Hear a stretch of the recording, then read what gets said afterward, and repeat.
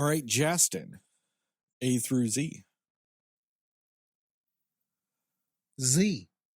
Z. Do you have any problems, or have you had any problems recently with what are inaffectionately called zebras in NFL games? That is a good question. Man, you gave me Z. What the fuck else was I supposed to? I ain't got nothing movie related about that shit. Yeah, there's only a few Z's that there can be. I'm not gonna lie. There have been a lot of questionable calls this season. There's been a ton of things that happen where you're like, man, and there have been a couple of calls where you're like, that's kind of questionable, or you're wondering why we're not using replay, especially like when fouls are called or big penalties are called, and then they're replaying it and going, no, that's not it just feels dumb when all the analysts and the person who is there that knows every rule and understands the rules in and out tells you that shouldn't have been called. And then the game just continues and you just kind of sit with that and go, man. And sometimes these are like game-changing calls or momentum-swinging calls. And yeah, you may be able to argue, well, you can't look at that one call and say that it cost them the game, but I don't know. You look at the Dallas and Detroit game. A lot went on there, and it was kind of a ref's determination why Detroit lost that game, at the end.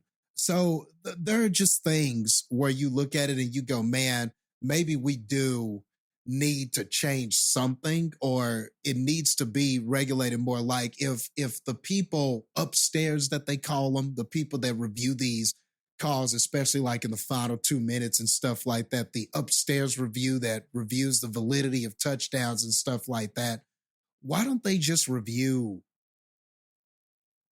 more stuff? I don't understand why they can't review more stuff. My issue with the NFL is, why do the reviews take so long? Yeah. Dude, other sports are so quick about it. Dude, and like, I'll say this, I watch more baseball than you do. NFL refs are infinitely better than some of those baseball umpires, dude. Like the way they do strike boxes and all that other bullshit. Oh, it gets rough, dude. Especially whenever every baseball telecast out there can show you a box and tell you if it's a strike or not. And sometimes it's not close. And that ref is like just all over the place. No consistency. You know what I mean? And especially when you have in the minor leagues, they've got automated strike and balls. Like it's just done for the ump. Because they can digitally process that shit and give them the, like, in the same amount of time as it would for the ump to make the determination of a strike or a ball, they're getting it. You know what I mean? Like they're being told what it is. It's that quick and seamless. And you just have the professionals just in the dark ages, just doing all this bullshit. And they're like, oh, but it's the human element of the game. Yeah, you know what else is the human element of the game? The fucking players. They are also still human. So you don't lose the human element of the game. You know what I mean? Like, fuck that. Like, it's not robots playing. It's not Mutant League football and you're playing the fucking robot team. Like, it's still people. There's still going to be a human element. Yeah, that's not going away. But I think you hit the nail on the head. It's the refusal for the sake of tradition, even if the tradition is just inefficient. Yeah. And I'm the worst person with that because of like me getting older. Weirdly, I'm just mentally doing the opposite of everyone getting older, where I'm like, the older I get, the more I hate tradition. Like the more I hate the past and I hate tradition, the older I get. And I'm just like, we have the technology. Like, why the fuck is there not a chip in the ball in the fucking NFL at this point? Let's get first downs and touchdowns just automatically known every second of every game. Yeah. Like, I'm so fucking tired of also these, like, the one thing that kills me the most in the NFL, more than like iffy pass interference calls or whatever, it's horrible spots of the ball. Horrible. Mm. And I'm like, we have the technology for them just to like track the ball and know where the fuck it is at any given point in time. I mean, there's drones and cameras all over the place capturing everything. And you can't tell me we can't put a sensor in that ball that doesn't affect it? Some RFID chips that are just fucking that weigh like 0.0001 grams. Like, you know what I mean? Like, we can't do that in 2023. Yeah, you got a point, and it makes me wonder. I wish that we could in real time, like, you know how they do the hard knocks and everything, and so like you watch the football game, but then you go and watch Hard Knocks, and sometimes you get conversation, you get like the coaches' conversations with the coordinator and stuff like that. You know, you get kind of another perspective of how this play comes to the field. I wish that after games or at the end of the season or something like that, I wish that they could film that referee process, because like you said, why does it take so long? Jastin. I wish I knew what was going on there. I wish I could hear these people that are making the decisions, that are looking at it, what they're saying to each other, and then how that communication is getting to the referees. What are the referees discussing? Are they going back and forth with each other, or are they going back and forth with somebody who's upstairs? Are they arguing with the person upstairs and going, well, that's not how I see it. What I'm seeing is this. Like, it'd be interesting to see what actually goes into that process, because I don't know. And nobody really talks about that in detail. Or worst case, I just wonder about it. Yeah, worst case, make the fucking refs do press conferences after the fucking game too. Yeah. Hold them I just hold them accountable. Make them fucking defend their fucking calls to the public. Yeah, I would appreciate some of that too, because if a player can say a certain thing about a ref and get fined, if it's that like egregious to where you're like, oh, we don't want you saying anything about the refs, we will fine you, then I think on the other side of that is true too. A ref should be able to stand up there and defend what they saw, what they were thinking, what was the conversation with the people upstairs. And that, I would find that very interesting. Or like when you just hear the next day, the NFL admits that the refs made a mistake.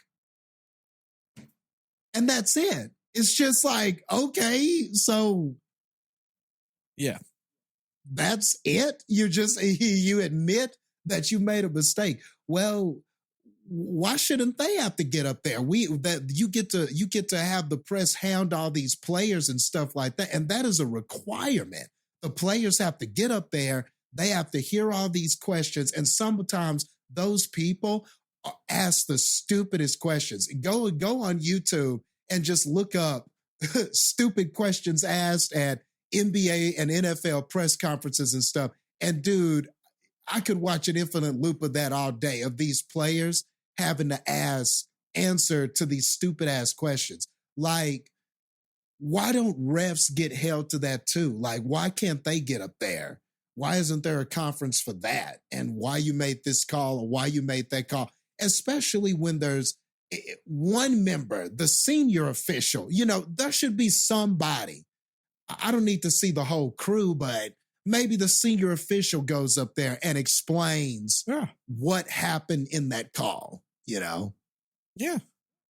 I think it would bring some clarity to the game. I'm not saying, oh, I want these refs to get in trouble necessarily, but I think it would bring some clarity to the game, because maybe my anger or my want to change things, that perspective might change if I just understood more of the process, you know, but I don't know all the facts. So I'm just choosing kind of like this movie. I don't know all the facts. So all I can do is make a choice to believe something based on what I'm seeing and what I've been given. But give me more stuff. Give me more understanding. And maybe I'll see the whole process differently. Yeah. I mean, that's especially in the age of gambling. You want people gambling? You want people, you want to make that money on that gambling? Make that game more transparent, man. Yeah. Yeah. And I don't think that that's a hard thing to ask for, to at least, like you said, at least have the ref answer. Or if, players get to wear headsets and comms and recording equipment so that we can hear their conversations, it'd be nice if a ref wore one too. And then we could kind of hear what was going on during that call, or if there was one call where it took a while. And sometimes even the announcers are like, this sure is taking a long time. And they even sound annoyed. Troy Aikman never hides it. He's always like, these refs are taking forever. But maybe there's a reason for that. But shoot, I know sometimes when it comes to it, like if they end up like realizing, oh, the play was actually dead a few yards before we realized it was, they're looking at yardage. They're looking at what now the down and distance is. They're looking at what the play clock should be. You know what I mean? Like they're having to go, okay, at this point, the play clock was this, so we need to set it to that. You know what I mean? There is some elements to that. Yeah. Yeah. And that's fair. But also, like you said, Jastin, why the fuck can't we hear it? And partially, and I'm not even one of those conspiracy theorists when it comes to the NFL or sports in general or any of that stuff, but like some of it's probably because they just don't want us to hear that shit because it might make them look bad. Like, just to be real with it, it can make them look bad. Because I mean, I get that the refs are people. I get that they can't see everything. That's fair to refs. They cannot see every single thing that happens on the field from every angle. They can't. But like you said, maybe make replay more available for certain things. Add a third challenge. Expand what you can challenge. Yeah. Those types of things. Like expand what is reviewable.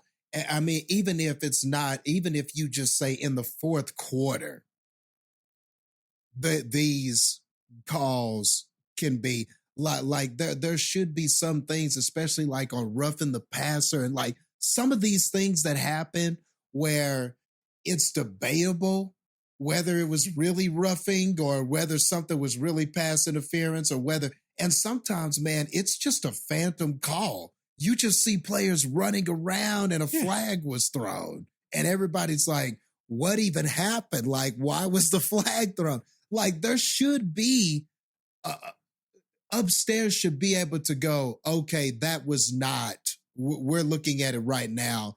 That was not a roughing call. So we're going to do away with that. You'd think that if people are looking at this in real time, they should be able to get that message down there pretty quickly. Like it just feels like my understanding is that they all have a sky judge now, because that's the one that brings in the reviews during the last 2 minutes of the halves. Okay. Why can't they go not pick up that flag? Because as far as my understanding is, they do not do much outside of assist during official reviews or initiate reviews during the final 2 minutes of each half. Okay. Why can't they just help in general? Yeah. Like, hey, that wasn't a roughing, or hey, you missed a roughing. Yeah. You missed a PI. Throw that flag. I'll get you the yardage. Give me a sec. Because then they could all huddle up and then it'd be like, and they could act like they're talking to each other and they're actually talking up to Steve up in a box. And he's like, hey, it was a pass interference. Put the ball in the 30, that type of shit. Like, yeah. And if you, like you said, Jastin, worst case, just do it during the fourth. Yeah. Make the whole fourth quarter special. Yeah.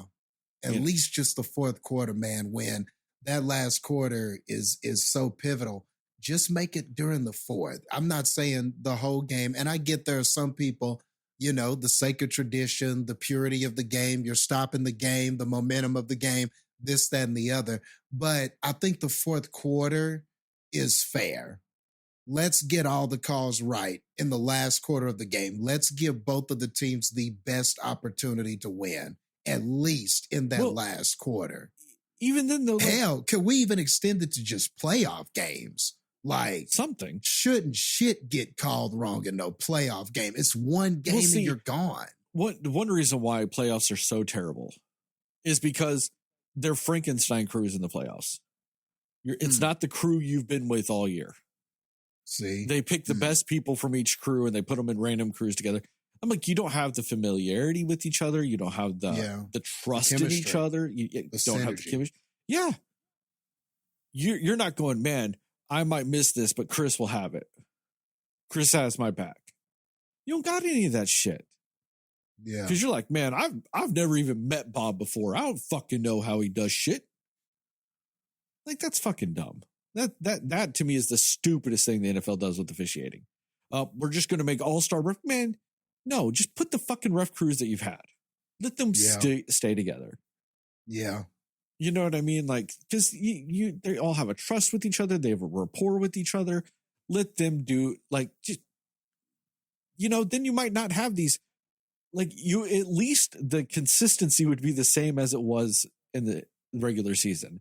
It feels like the playoffs just get a little weirder when it comes to calls.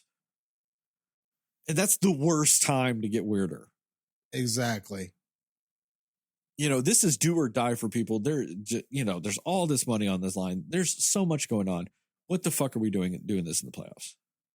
Yeah. Oh, man. I do have a real quick little game for you, though. Oh. So when you hear the movie Dune 2, right? What movie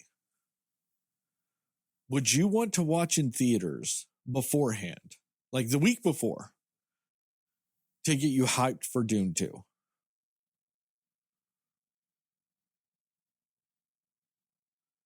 The first Dune? You'd think. But Warner Brothers is so far up Christopher Nolan's ass. They're releasing Tenet again in IMAX the week before just to get people hyped for Dune 2. Oh. Wow. You'd think the first Dune would be it. No. Tenet. What? Yeah. Yeah. I guess Nolan just can't put it down, man. He's just still mad about it. He's like, man, that was a masterpiece. People should have appreciated it. Maybe if we release it now, the opinion would change. It's fucking absurd. I'm like, really? He won't give up, man. That man is relentless, bro. He's something. He does not yield. Give him that. He does not yield. And just because this is a fun time to do it. So everybody's been up in arms about, Taylor Swift is at football games. Everybody's all up in arms about that. But there's a particular subset of our culture that has gone especially apeshit about it. Gee, I wonder who. And that is the extreme right wing of this country. So much so that they are even suggesting that the CIA convinced the NFL and Taylor Swift to let this happen, and Travis Kelce, to do this, to give her more attention, because inherently having her on NFL broadcasts means that she is tricking people into voting for Joe Biden. That's a thing. Wow. Yes. But also there's a conservative commentator on the platform formerly known as Twitter by the name of Nick Adams. Now, if you need to understand who Nick Adams is, next to his name, in parentheses, he has the words alpha male. So That is just to give you a little bit of insight as to who this person is as a human being. And he says, by being on the team that won the AFC Championship, Travis Kelce will receive a bonus check of around $70,000. So far, factually true. Nothing wrong with that. For those wondering why Taylor Swift is dating Travis Kelce, are things beginning to make sense now? So, what he is implying, if you did not grasp that because of how eloquently he wrote it, is that billionaire Taylor Swift is dating Travis Kelce because he might make $70,000 on a single game that he just made.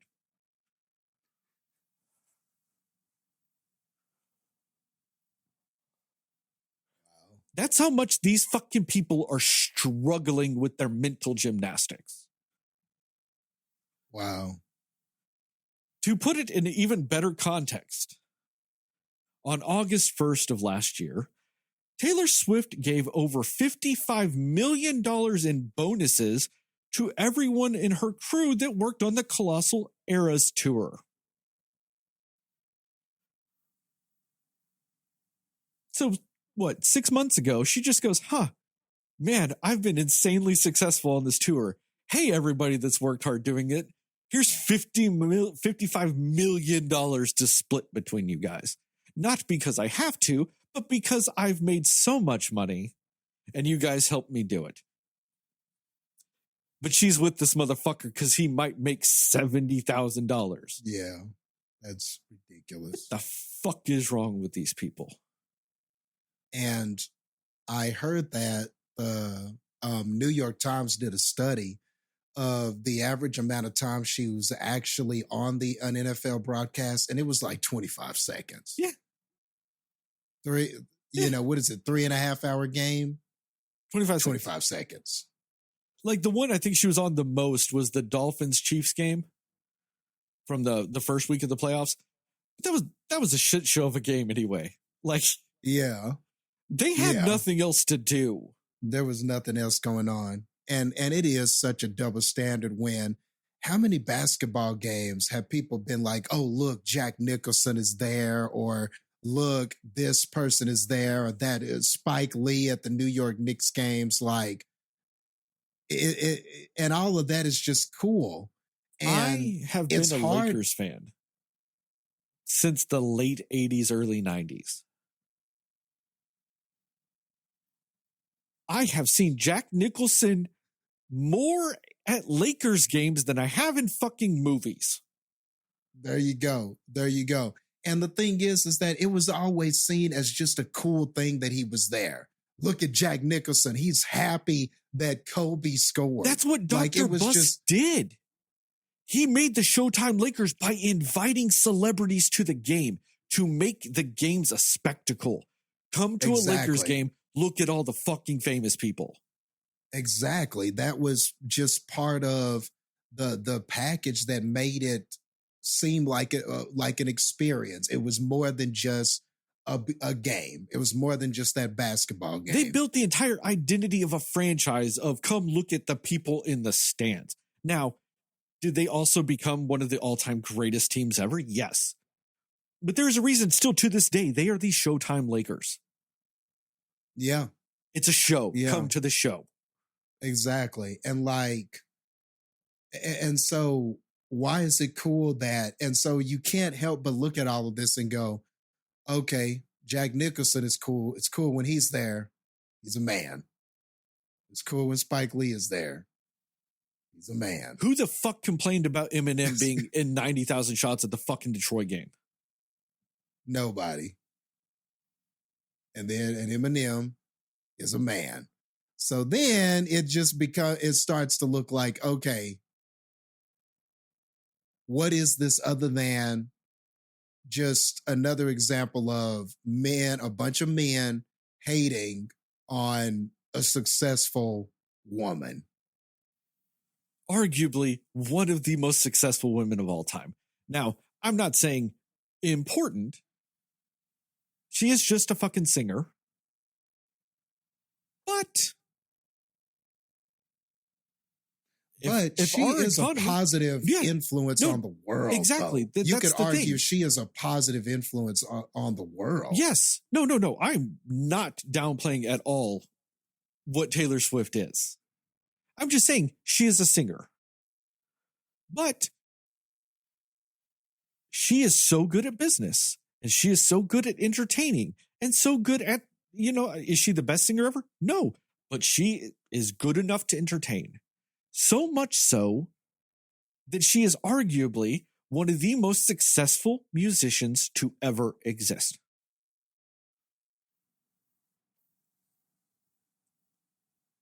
And also on top of that, why the fuck are you trying to gatekeep football? Yeah. Everybody, but the Swifties are now watching football. Cool. Sounds good. Like, are they all bandwagon Chiefs fans? Probably. Who cares? Yeah. Do you know how much I would love it if where Taylor Swift lives, Nashville, if she just started rocking fucking Titan shit, and all these fucking people, all these Swifties were fucking Titans fans?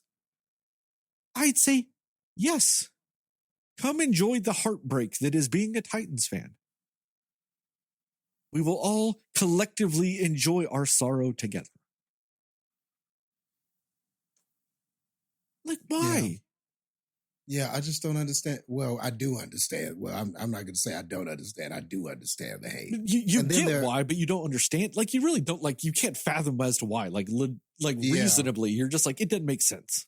Yeah, it just really doesn't. And it's just, and then I know that there are people that are like, well, Jack Nicholson and Spike Lee are actual sports fanatics. They're more than just celebrities at the game.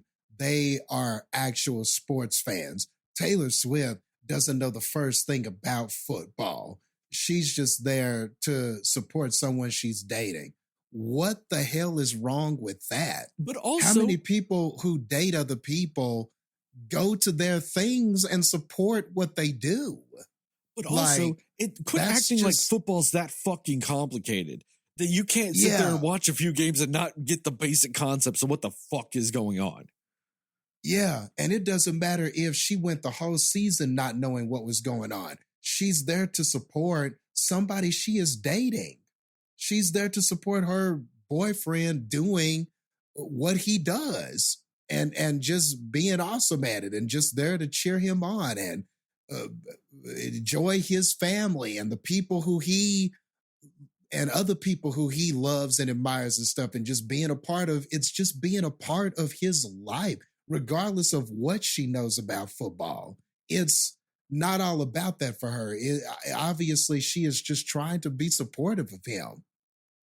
And I imagine when she has concerts and stuff or goes singing and stuff, if he can go, I'm sure he's going to be in some of that shit. He has. He went to a show down in South America, I don't remember where she changed the lyrics of her song for him being there. In her song Karma, there you go. The lyric is the man on the screen coming straight home to me. She changed the lyric to that guy on the Chiefs coming straight home to me while he was in the crowd. Okay. It's fucking adorable as shit, dude. Well, like he does it, like then the camera takes a picture of his fucking reaction, dude. Fucking adorable as fuck, dude.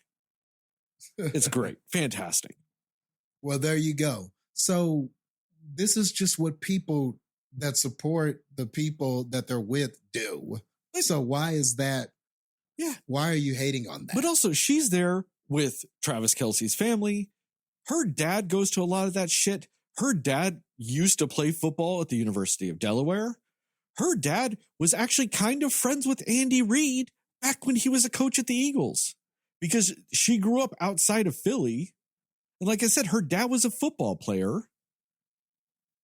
And I saw there was this podcast thing of Andy Reid was talking about it to somebody, I think to Tom Brady on his podcast, where Tom Brady or Andy Reid was like, yeah, Travis didn't realize I had met Taylor Swift years before he had, because of her dad being a Philly fan. Like, But she's there with all these people. You're telling me she hadn't fucking learned the game at least a little bit? Like, get the fuck out of here. You know what game I don't completely understand yet? Cricket. Cricket's an insane game. Do you know what I enjoy watching a lot of? Fucking cricket. There you go. Because I'm watching it and learning it. Because I can read the rules all I want. Until I'm seeing it play out, it's not going to make that much sense to me. But I'm watching cricket and I'm learning it. And now, do I get all the nuances and strategy of it yet? No. But fuck, I'll watch the fuck out some cricket, man. It's fantastic. It's fine. Like, I don't get it. Plus, like, there's like actually so many people I've seen on TikTok too, like talking about like dads, talking about like all of a sudden their daughters now have interest in football. And like now, what used to be just a dad thing or a dad and son thing, it's like a dad and daughter thing, a dad and both his kids thing. That's cool. Yeah. Like, and I watched this one where this guy was like quizzing his daughter on football because he's like, oh yeah, you're just a Taylor Swift fan and all this shit. But like, and she's answering questions and like, are they the like hardest questions in the world? No. Was it probably scripted and like coached, whatever? Probably. But it's just like a fun little thing of like, oh no, my daughter knows football now. How terrible of Taylor Swift. Oh, get out of here. And also like, why are all these people just hating on like love? Like, get the fuck out of here with that. Like, let some people be in love and shit. It's just like wholesome ass fucking shit. Everybody's complaining about the degradation of our society and the degradation of the fucking family and all this other shit and our values and all this. But did you ridicule people for being in love? Yeah. Get out of here. Yeah. Like, just let some people be in love then. Like, and a lot of it probably has to do with jealousy. They're just jealous. I think so. They're just jealous. Yeah, because it's super successful women, super successful men. Just two people at the top of their industries. All timers in their respective fields. And they're both just incredibly good-looking human beings. And they just all love each other and shit. And everybody's just mad. Yep, just mad. Like, God, and I get it. I get mad at so many things. But like, can't get mad at just two people being in love and like not, and genuinely not hurting anyone else. Yeah. It's not even like, oh, somebody got jilted, somebody left their wife for, no, it's not even any of that shit. This was just two single ass fucking people that started dating. Yep. Like,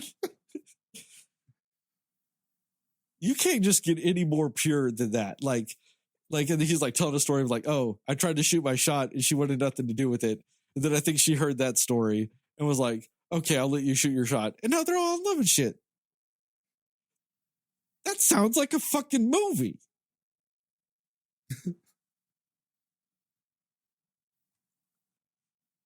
I don't get it, man. But I love their attitude with it, man. Like, Travis Kelce was like, man, just fuck everybody and what they're saying. That ain't got shit to do with us. I'm like, that's a good, healthy attitude. Yeah. I love it. He's cool. He seems cool as hell, man. Between him and his brother, like, the whole Kelce clan just seems like, I just want to be best friends with them. Like, adopt me as your cousin.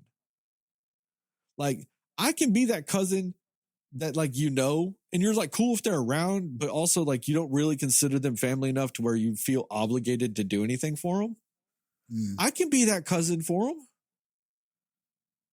They just, gotta let me hang out every once in a while. Don't have to ever give me money. Don't have to give me shit. Maybe send me a Christmas card every once in a while. Invite me to the family reunion. I'll pay my own way. I'll figure it out. That's all. Let me be that cousin. I'm cool with that. I don't even like the fucking Chiefs. I really don't like the Chiefs. Man, I'll be the best cousin. I'll be that cousin that once you retire, I'll send you shit every time the Titans play the Chiefs, and you can send me shit, and that's it. That's fine. You know, like, you invite me to the wedding out of obligation, but you put me at that table the way the fuck far away from everybody, and I'm just happy to be there and support you. You know, that's all. I just want to celebrate your love, man. That's all I got. I'll be that cousin. No, I get that. And they just both they're just so entertaining, and they both just seem to have a way with the camera. Like any of those commercials that they're in, all the commercials Kelsey is in, like some of those commercials are funny, man. Like, and they just have they just have a way with the camera. Anytime I see them speaking for something or in interviews and stuff like that, they just really seem like cool, genuine people, you know. Hey, I got that Kelsey done. I got that double vax. There you go. I got my COVID. I got my COVID shot, my 5th COVID shot. Got my 5th COVID shot and my flu shot. Same arm, same day, just bam, bam. There you go. I did the Kelsey. The Kelsey double. Yeah. I was like, that's a good idea, Kels. Double tap right in my arm. And hey, and I'm always down for that. Anybody that's all outspoken about, hey, you should just get vaccines, because vaccines are a great advantage of modern medicine. I'm like, hells yeah. Love me some vaccines. Oh man, dude, I've been getting my cats some more vaccines and shit. They're like, hey, there's these optional vaccines that probably don't matter because you've got indoor cats. And I'm like, nah, get them anyway. Yep. Let's get these optionals in. So let's go. That's really all I got today for news. Cool. Transition.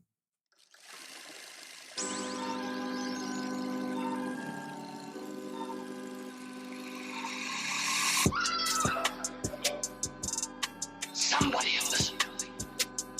Nobody knows anything but you. All right. Are you ready? Yes. Come on. Cinema Slayers. Hey, Cinefans, and welcome back to another episode of the Cinema Slayers podcast. I'm Sterling, and as always, I'm joined by just Jastin today. Heather had a case of the wisdom teeths. She got hers pulled, so we wish her a recovery and whatnots. She should be back soon, but you know, nobody wants to sit here and talk for a few hours with a freshly surgerized mouth. I get it. So we wish you a speedy recovery, Heather. And with that, welcome back to another episode of the Cinema Slayers podcast. I'm Sterling, and as always, I'm joined by just Jastin. I just realized I already said all that. But tonight, we were going to talk about what we liked, didn't like, and everything in between with the movie Anatomy of a Fall? The Fall? Of a Fall. Anatomy of a Fall. Yes. We will go spoiler-free recommendations and scores, and then into a more spoiler-centric sections with time codes in the description to allow you to jump around if you so require with both the audio and video formats. We're going very straightforward today, Jastin. Jastin, what are your spoiler-free thoughts about Anatomy of a Fall? I was hoping you'd pick the other person. Hey, I'll go first. No, I'm kidding. It was supposed to be a joke because there is no other person besides you that you could have picked. Hey, but I'll pick me. I picked me last time when it was just me and Heather, so that's what I'm saying. I'll go. I'm primed and ready.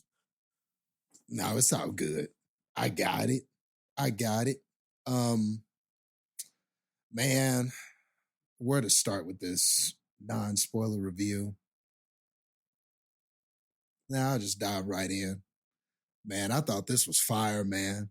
This movie. Oh, God, we're going to have a discussion.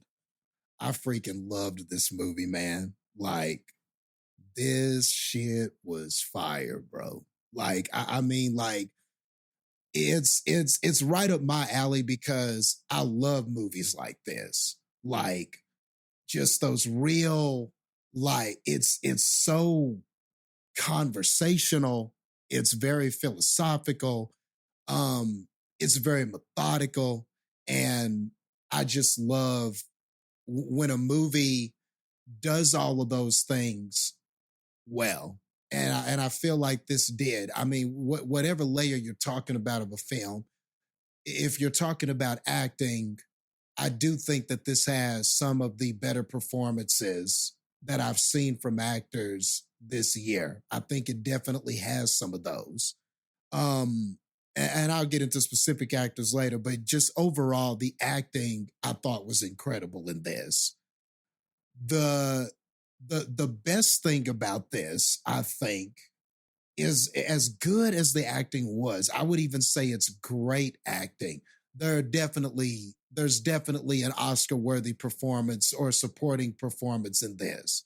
But even better than that, though, I think is the script of this. I really think that out of the movies that I have seen thus far, other than maybe like The Killers of the Flower Moon, and even still, this might be the sharpest script that I've encountered so far this year. Just from top to bottom, there's this theme about belief and the anatomy, if you will, of how people choose what they believe when they don't have all of the facts and kind of the building blocks of what makes a belief in a person. And so there's this whole running theme of that. And it's constant with this movie where you're given a little bit, but you're not given everything. And it's done intentionally on purpose. It doesn't matter what conversation we're having, what we're talking about, what element we're talking about. When we're in court, we're given certain things and not others. And you see how these interpretations are leaning these other characters that are involved. I love the fact that the movie plays in the beginning like it's going to be this courtroom drama whodunit. That's what it looks like you're signing up for when the movie starts. But the movie pulls what I like to call a Parasite, because Parasite is kind of the first movie that maybe it's not the first movie, maybe there are others, but it's the movie that sticks out most in my mind that did this. And I loved it in that movie. But you think you sign up for one thing and you think that you're there because this is a whodunit and we're trying to figure out, okay, is this character a murderer or not? And you feel like that's the basis of this movie. But halfway through, the movie just sort of sweeps the rug from under you and you realize that that's not really the point of this movie at all. And there's this big character study and there's this big thing that it's trying to reveal to you. And then there's a part where the film, I feel like, turns the camera to you and asks you to make a choice. It asks you kind of what you believe. And it sort of is really kind of this analytical study of how people arrive to certain conclusions and how that goes. And it's not really about the truth, which is what I think I love about this most. It's less about the truth and more about how do you arrive to what you believe? How are you arriving to your truth? And I think that is that's the triumph of the film, is that it starts as this one thing. You think you're in one thing, but actually, no, you are in this other thing. And I just loved all of that. And what I meant by the writing, like the dialogue, the conversations that characters have, when we're in the courtroom, the back and forth arguing about the matter at hand is some of the best arguing that I've seen in like a courtroom cinema case like this. I loved the back and forth arguments. I loved the counter arguments and the and you know, when the defendant would say something and then there would be this back and forth dialogue between, okay, what does that mean or what does this mean? And the questions back and forth. And I love it because the movie teeters that line between what is the truth and what isn't. And it never relents. It never gives you some clue. It puts you in the place of like you're a juror or somebody trying to find out the truth. But it teeters that line between what's real and what's not. What is the truth and what's not? This is something that happened, but is it really proof? Is this all you need to make a determination? And it goes back and forth in your mind with that. And I think that's like so awesome that this movie was able to execute that, because that is a very difficult, I can't stress how difficult something like that is to do and take on. And you know, little old me, I said this in When Evil Lurks. I love when a movie tries to present something different, tries to present something a different way. Maybe it takes an idea we're familiar with, but it presents it in a way to where, and it challenges you as a viewer. Man, if you are somebody who wants to be challenged, this is the movie for you because it challenges you. It doesn't put everything, this is not candy. This is meat and potatoes. This is grown folk shit. Like, this really challenges you to really look inside yourself and really make some choices about what you think about not only the film, but the characters involved and what happened in it.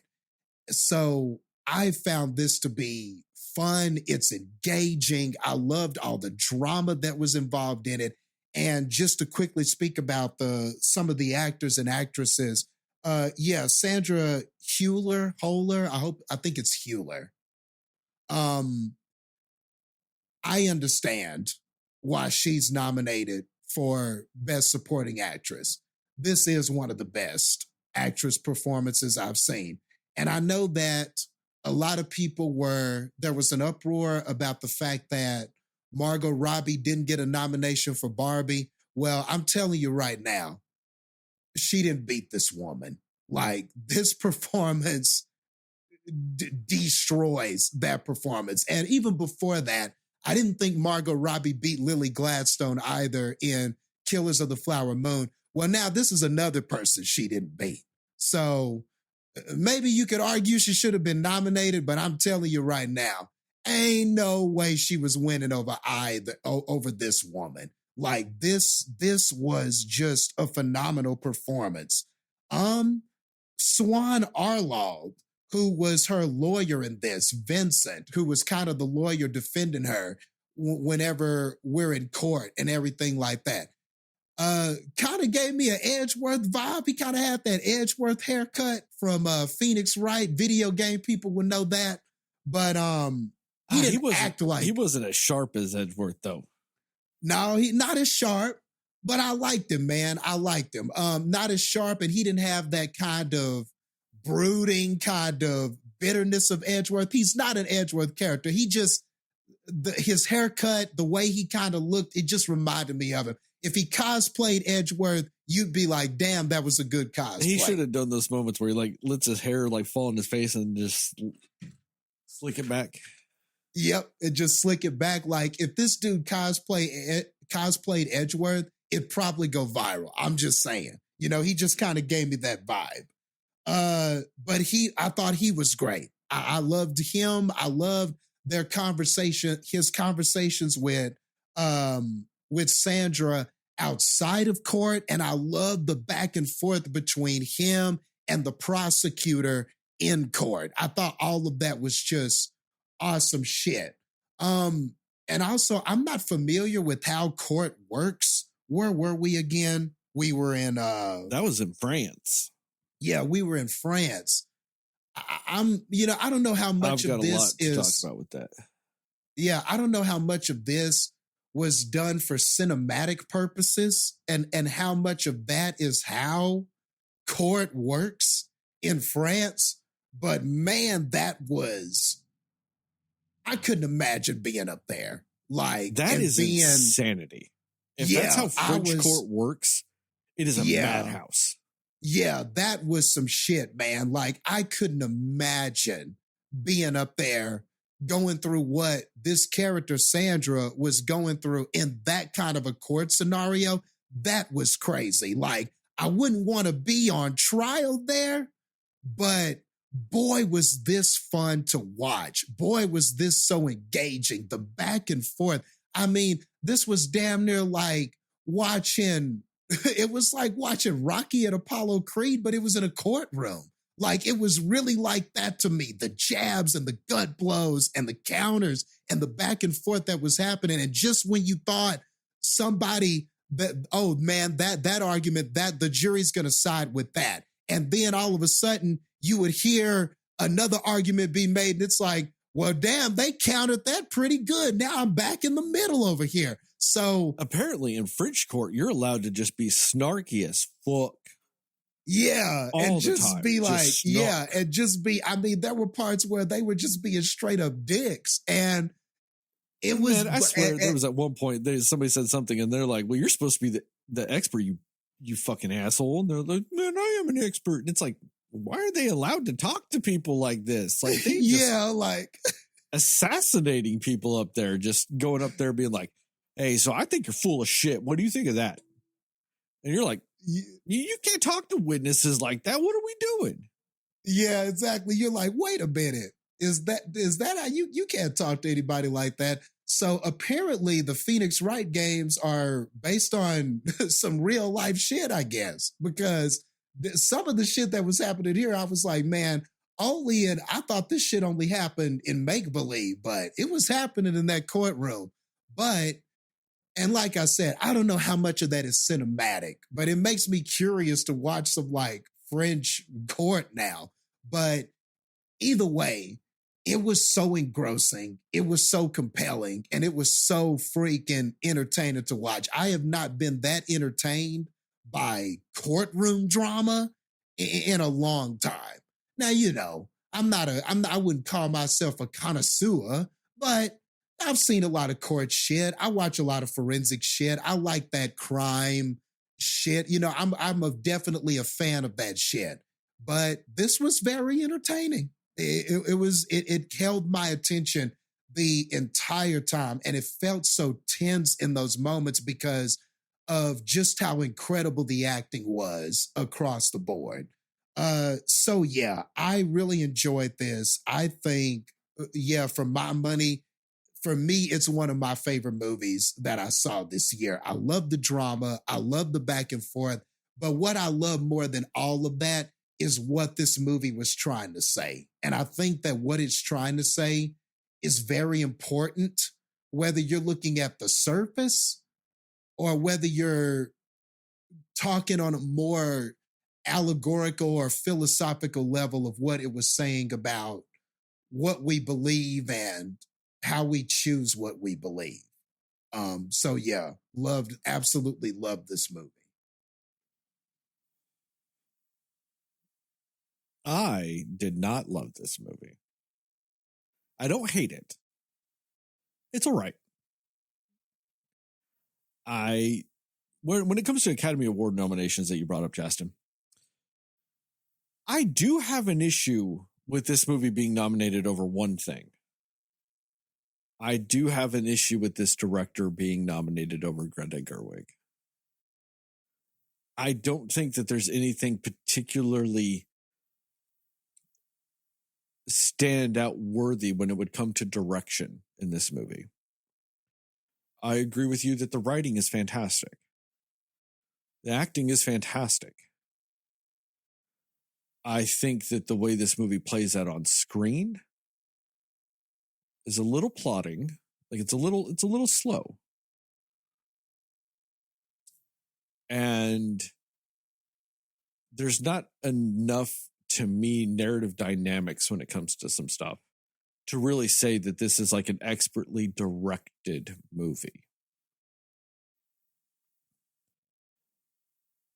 But, I mean, overall, like I said, it's a fine movie. I don't know if I'd call myself a connoisseur of courtroom shit or not. But I might be, because I watch a lot of court shit. I love court shit.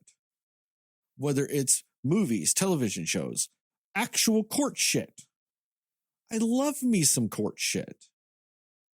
Because to me, like, the trial system, the court system is, like, to me, the cornerstone of the American justice system. And I think what is done, and what is said, and what is allowed in a courtroom says a lot about what and how you feel about justice, and what and how you feel about how we arrive to that justice. Because I don't think justice is something that can be just given out. It is something that must be determined. It is something that you must have a trial. It must be a fair trial. It must be a closely regulated and closely scrutinized trial.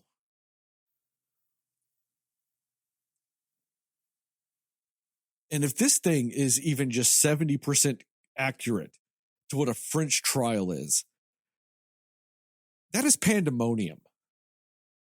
It is absurdity. How the fuck do they have a single trial in that fucking country? People that are on trial are just allowed to interrupt witnesses and just start talking. Lawyers are just allowed to go and say whatever the fuck they want whenever. They're allowed to just go question the accused whenever. The judge will sit there and just be like, "You're annoying the fuck out of me. Stop it." It is just crazy what they allow. They allow a witness to sit in the courtroom the whole time. There is a reason why witnesses aren't allowed to be in the courtroom. Like, it's fucking bonkers. But to me, that was the most interesting part of this movie. I loved the courtroom shit. I did. I truly did. As wild as it was, dude, that was like watching Days of Our Lives Courtroom Edition. Yeah. It's just insanity. Everything else outside of that was just kind of some beautifully written and beautifully acted shit that happened to me. Now, one thing I do appreciate about this movie is maybe a slight spoiler. I don't really care. It plays off a little bit like real life. And you kind of touched on this, Jastin. Even in our justice system, as much as we love to have it being like, well, whatever the court decides is what the truth is. We all know that very rarely do you ever actually know what happened. Exactly. Regardless of whatever is said in a trial, whatever is proven in a trial, how many times have shit been proven in a trial that you find out later it's not? You know, I don't necessarily disagree that, you know, with the way our trial system works, that if you're convicted of something, you have to act like that's true. If you're not convicted of something, you have to act like that's true. I get that.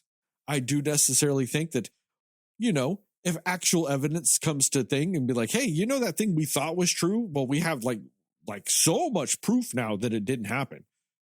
Maybe we should make that easier to, you know, rectify that situation. Too many times are people allowed to still rot away in prison, even though we have like just so much evidence proving, you know, the contrary.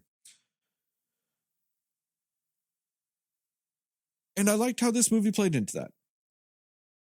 Without getting into any of the details, you don't know what the fuck happens. I appreciate that.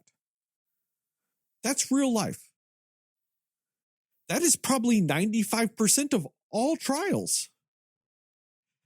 That's probably 95% of all trials, even when you include confessions. You don't really still know what happened. Even with the confession, it could have been coerced. Even with the confession, the person could have just still lied about some details and not admitted everything they did. Even if it's a legit confession. They might still not be saying everything that happened. They might not be saying the real reason of why they did something. Unless you commit the crimes, very rarely do you ever know what actually happened when a crime was committed. I appreciate that about this movie. Man, I'll go further than that. That's just 95% of life, man. You don't have all the answers. Yeah. You don't know all the facts. You don't 100% know a person.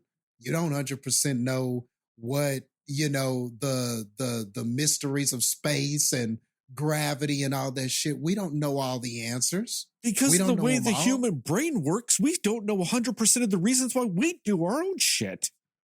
Exactly. We don't.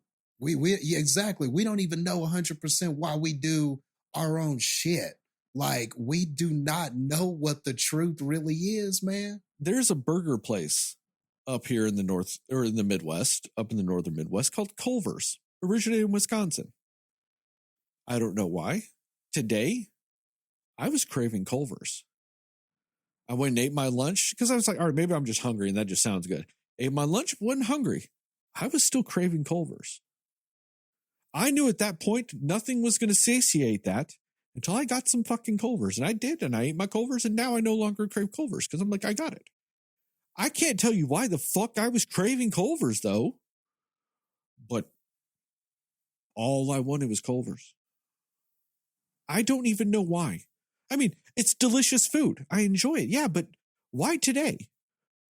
Why, in the year of our Lord, 2024, on January 31st, was I fucking craving Culver's?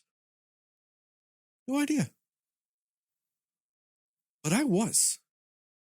And nothing I was doing was going to stop that from happening until I got it.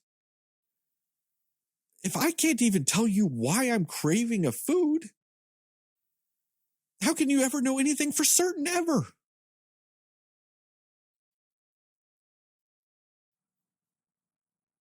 You know, like, I can't tell you why.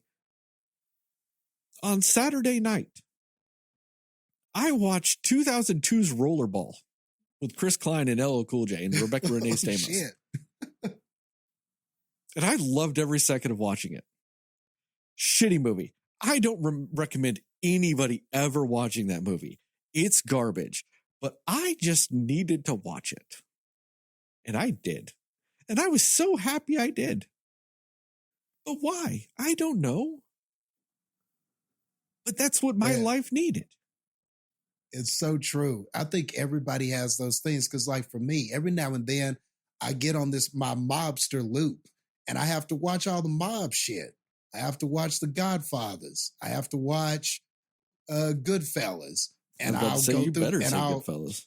And I'll watch The Sopranos. I just have to watch it. I just started The Sopranos like just yesterday. I'm on episode 3, season 1. Like, I'm rewatching The Sopranos. And I can't tell you why. I can't tell you why. I just have an inkling to watch those. I mean, I rewatch that mob shit more than I think I do anything. And the weirdest thing is that I am the furthest thing from a mobster. I'm not Italian. I don't imitate them in any way. Jastin. Most of the people that were alive back then would absolutely hate me, would probably just shoot me on sight. It doesn't make any sense. It really doesn't. But I can't even tell you the ins and outs of it. But for some reason, I just love those movies. I love the drama of them. I love all the political stuff. I love I don't know what it is about that shit. And I can't even 100% explain it. But I love those movies and that TV show. And I can't even explain it all to you. It doesn't even make a lot of sense why somebody like me would like that shit so much. Oh, Jastin, I get it. I, for whatever reason, love songs about drug use. I love them. I've never done drugs a day in my life. I love songs about drug use. I'm also not what people would call a happy person. love songs about being happy. You give me some bubblegum pop music, oh, fucking enjoyable as shit. Not even really that happy. I get it though. You just like, you know what I mean? And that's the thing about human psychology and the way our brains work. Is like we said, you can't know it. You can't even know yourself. You can't even know any of those things with any sort of certainty. How are we really judging people or judging the facts or knowing any of that stuff? And I like that this movie actually plays into that. You don't know that you, because it doesn't show you what happened. That's probably the smartest thing this movie did. If this movie showed you what happened, this movie would be a fucking nothing of a movie. I don't care how well it's acted. I don't care how well anything else happens in this movie. Because I mean, the whole premise of the movie, it's not a spoiler. This guy dies. Was it murder? Was it suicide? We don't know. That is the just plot synopsis of this movie without getting into any details. Like that is the whole conceit of this movie. I mean, this happens within the first 3 minutes. It's not a twist, nothing like that. That is just, hey, what's this movie about? Someone dies. We don't know, murder or suicide. That's why this movie exists. That is the promotional material of this movie. That was the smartest thing this movie did. Hands down. I agree. Because if you knew definitively, and I guess spoiler for the end, you don't know. And that's not the point of this movie either. That's why I feel comfortable saying that. That's not the point of this movie either. The point of this movie is not to find out. So I don't feel bad for saying that. Because that's the second smartest thing this movie does. Is not telling us. Because if it tells us, guess what? The rest of your movie doesn't fucking matter. And your movie's a nothing movie. Exactly. So this movie avoided the two things that takes it for, in your eyes, great. My movie's good, or my eyes, good, from being just nothing. Just utterly forgettable nonsense that's practically a 2.5 hour long version of fucking Law and Order.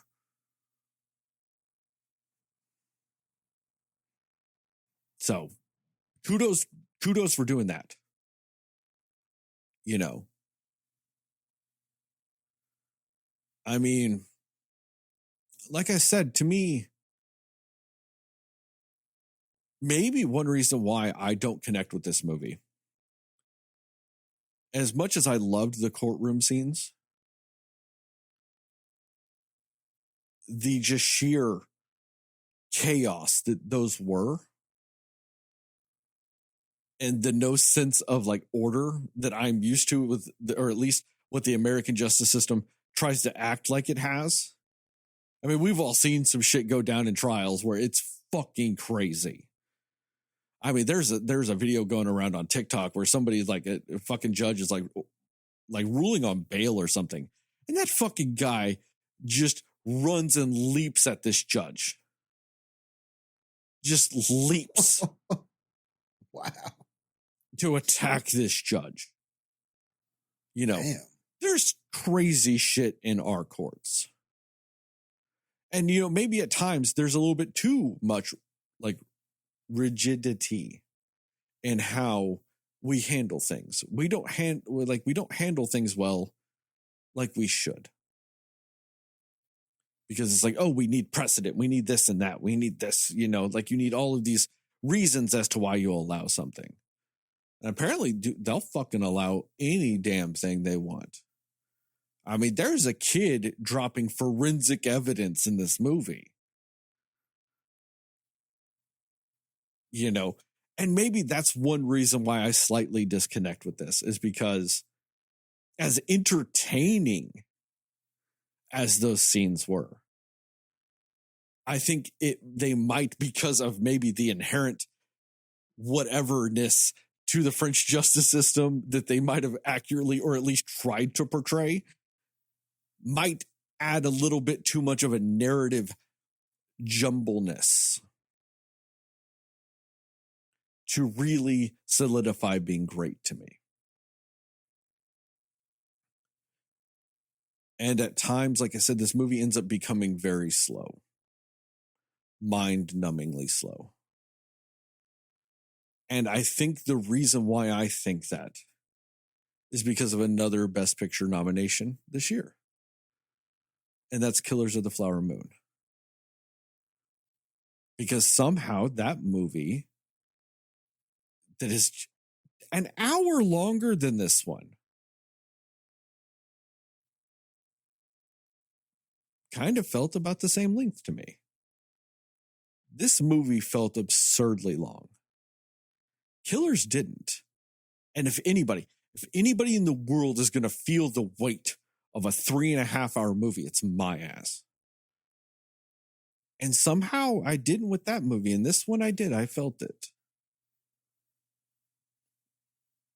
And I think that might be just the inherent flaw with the way they tell the story going back and forth between court, not court, court, not court, which, to be fair, is accurate to real life. They did play it out in a narrative, like a narratively linear way. But maybe the monotony that is real life and that is telling that story that way kind of weighs a little bit more on this. Maybe it's a little too close to real life, where movies sometimes can twist real life enough to where it doesn't feel that way. You make the monotony of life not feel monotonous. That's the whole point of a montage, is to take the mundane aspects of something and to present it in a non-mundane way in a movie. This movie doesn't do that. And if you can get past that, if that does not hinder your movie-going experience with this movie, as in from what I can tell it did with Jastin, did not hinder his movie-watching experience, he's able to enjoy it more than me. It did. That aspect of it hindered mine. Therefore, I don't enjoy it as much as him. But testament to this movie, still good. Even when it feels long to me, feels kind of monotonous to me, still good. And it goes back to the two key things you brought up, Jastin: the acting and the writing. There is some masterful fucking dialogue in this movie. Those court scenes were great, but there's one scene specifically, should I hold it for spoilers? I don't know. I will. I don't know if I necessarily need to, but there's one scene in particular. Great fucking acting. Great fucking writing. Just to kind of give a hint to what I'm talking about, it almost takes the entire movie Closer, that I love. I absolutely love the movie Closer. It's like it takes the whole movie Closer and puts it in like a 5-minute scene. Okay. Yeah, I know what you're talking about. I feel. Yeah. Yeah. I have several favorite scenes, but yes, that is a good one. Yeah.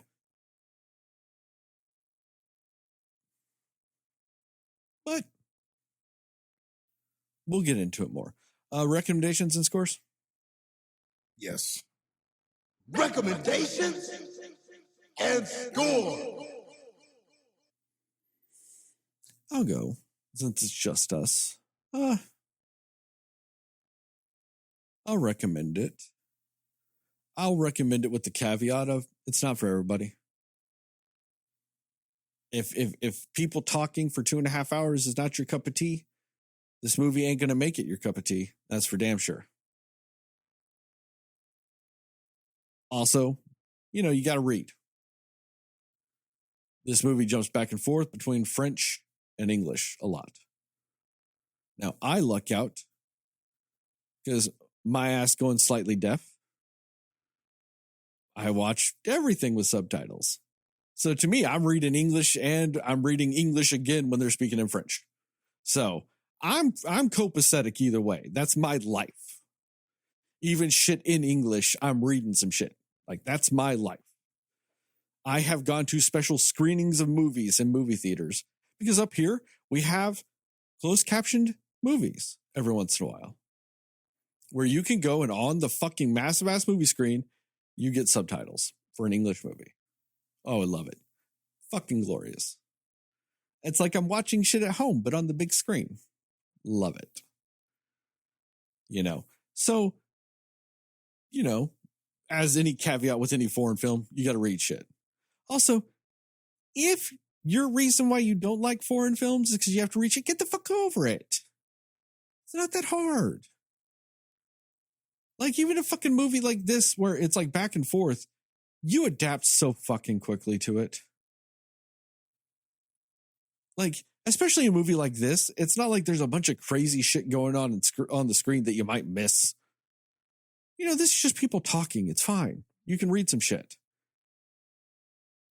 If I can watch a fucking, action movie from fucking Hong Kong with subtitles and not miss a damn thing happening on the screen and still able to read shit, you can definitely fucking watch this movie with some subtitles. Get the fuck over it if that's your hang up. Because still, half the movie's still in English too. So it's still not that bad. Pretty good, though.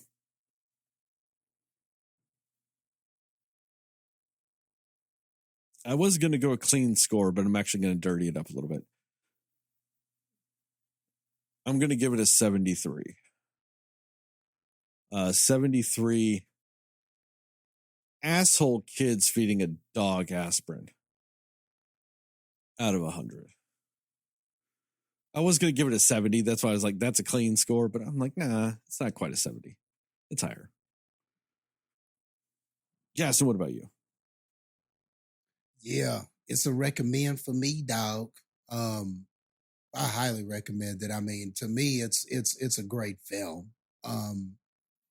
But like you said, Sterling, if that is something that a person struggles with, like the subtitles or the fact that it's in a different language and things like that, I'm just going to just do what the movie did for me.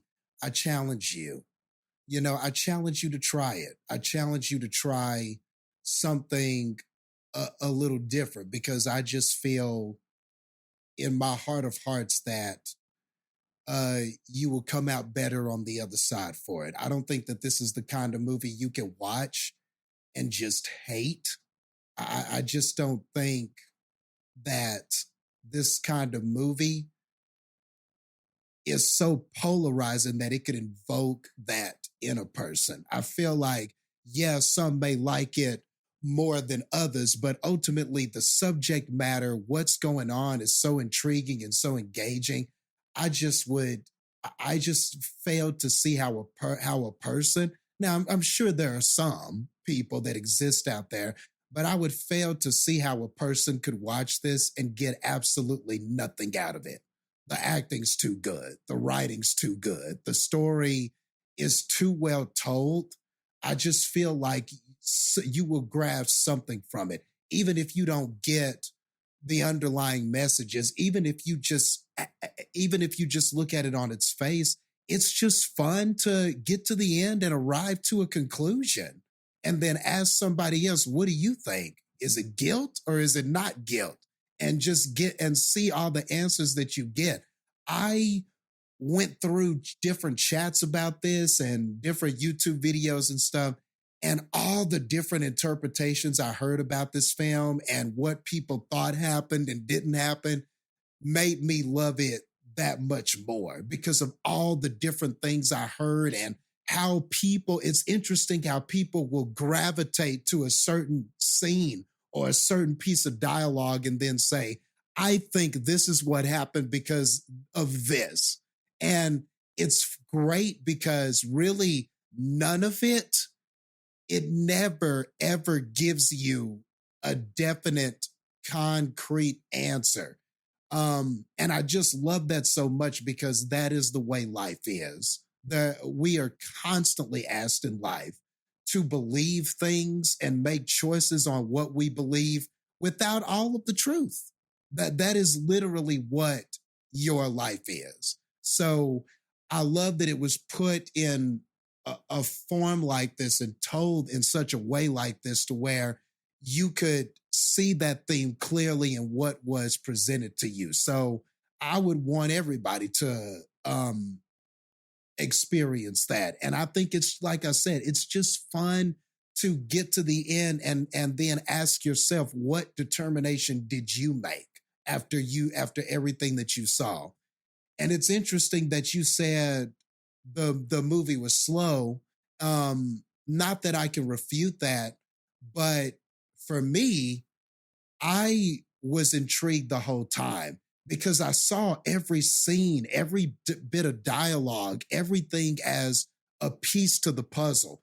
I was playing detective with this, constantly looking for clues, constantly looking for something that this character might say. Would something be revealed that would get me to the truth? So for me, even when we were out of the courtroom, I'm looking for things. I'm looking for answers. And I think if you are that person, and for me, every scene was important because I felt like it was a piece of the puzzle that I was getting. It was a clue that I was getting.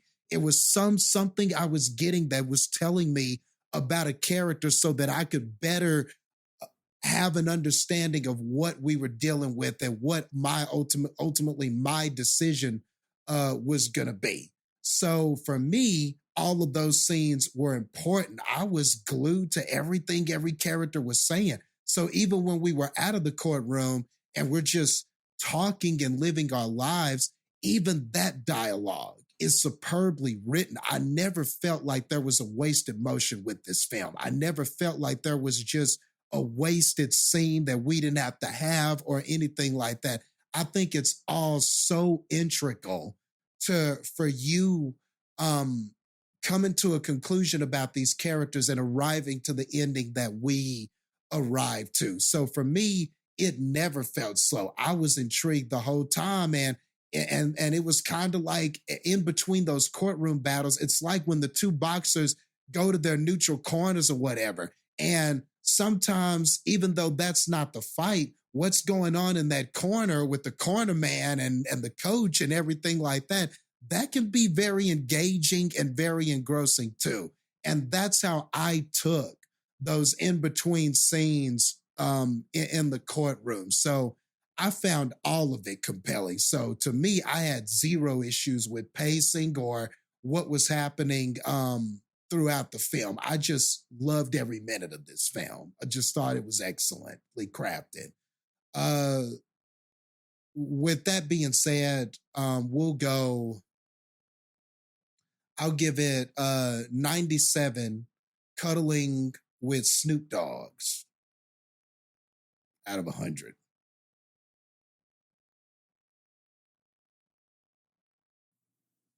Okay, I typed something wrong. Hold up. 73. That makes this official Cinescore an 85. Spoilers? Yeah. Spoilers. All right, Jastin, was she guilty? I believe that my choice, I believe that they got it right. I think I actually agree with you on that. I think they got it right, man. I believe that he either fell or he committed suicide. I do agree with that. I don't know if it was an accident or a suicide, but I don't believe that she killed him. I agree. I think to me, especially what they presented in the movie, my biggest thing was like, what would the murder weapon be?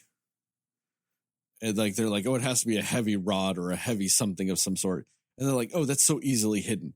When the fuck did she have time to hide this shit? Like, I know her son's blind and couldn't fucking see if she was like walking around with her, but she still is like, oh, well, my mom disappeared for half an hour between, my dad dying and this. Like, when though? It would, like, when would she have time that they wouldn't have been able to find reasonably? True. You know what I mean? Like, that's my big thing is like, when? Like, come on. Plus, there would have been blood up there, all kinds of shit. Like, no. Like, it was wood. Like, blood is the hardest thing in the world to get out of wood. It's all fucking porous and shit. Like, come on. And it was kind of like that one lady that testified, the forensic lady that testified and was saying, well, to get the splatter at that angle, they would have both had to have been leaning over in an awkward position, and then he would have had to have been leaning all the way back in this position, and she would have had to have been leaning forward whilst holding a heavy object and had the force to, I just felt like there's a lot of problems with the blunt force and he's falling scenario. Now, could she have pushed him or nudged him? Is there a possibility of him falling or being pushed without a weapon?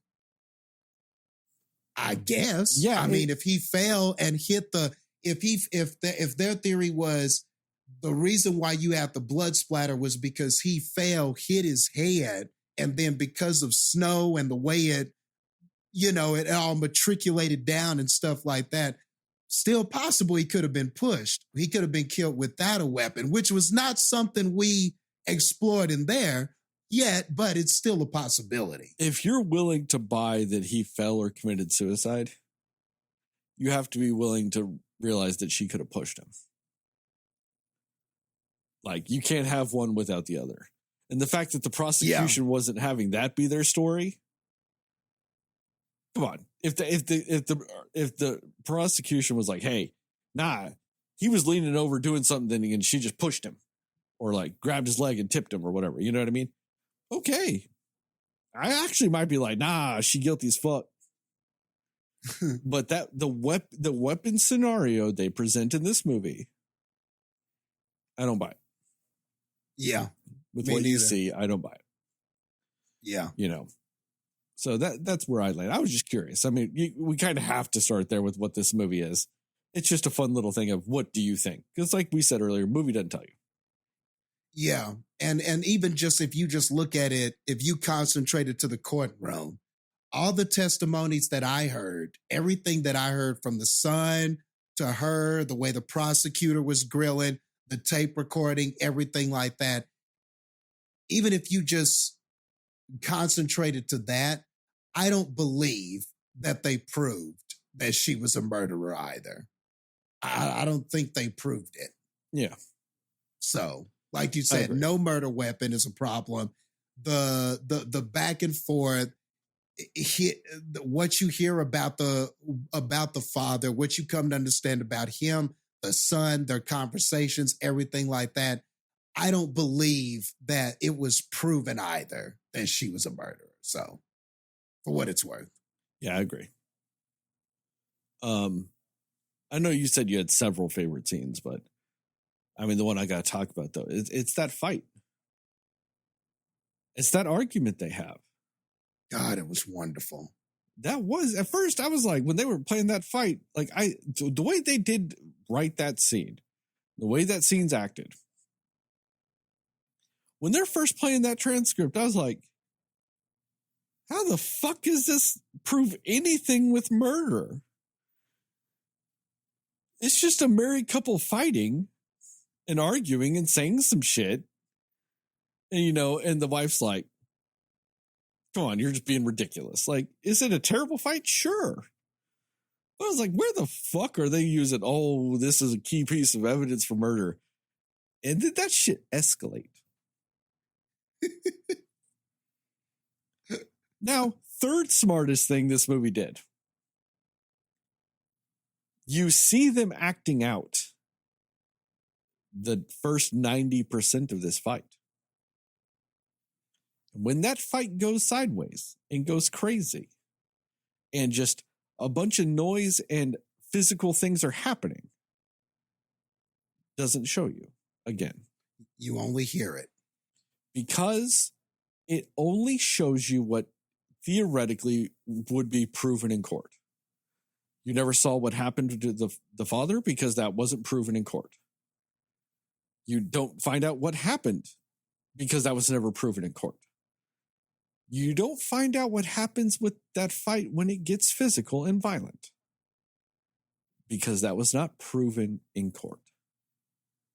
When they're just sitting there talking to each other and arguing, that's easily provable what's happening, because it's two people talking. Yeah. You know, even as far as, oh, you can tell they're eating because the wife says, oh, this is really good, as they're eating. That's provable. So they show them eating. You can hear on the recording that she's pouring a glass of wine. So they show that.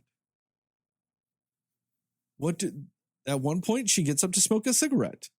You can hear her lighting the cigarette on the recording. That's provable. The second it goes violent, and none of it is provable, they don't show it to you anymore. That's a smart decision. Man, they were saying some fucked up shit. And then he's just able to turn to her, the accused, and just go, who else were you fucking? And that's just allowed. He's just able to just fucking ask the accused whenever he wants, anything. Everything came up, like everything. It just, man, like, and what was so cool about that, before I get to the berating of the prosecution and you know, and both of them really, but before I get to that, like what you said about that recording, like I love, and I was going to comment on that too. I love that you only heard when it escalated, because then like the way it sounded horrible with the glass breaking. I want to put that out there too. It sounded terrible. You hear glass shattering and you hear panting and struggling and screaming and people, and hitting and all of that kind of stuff. And boom, boom, boom, boom, boom.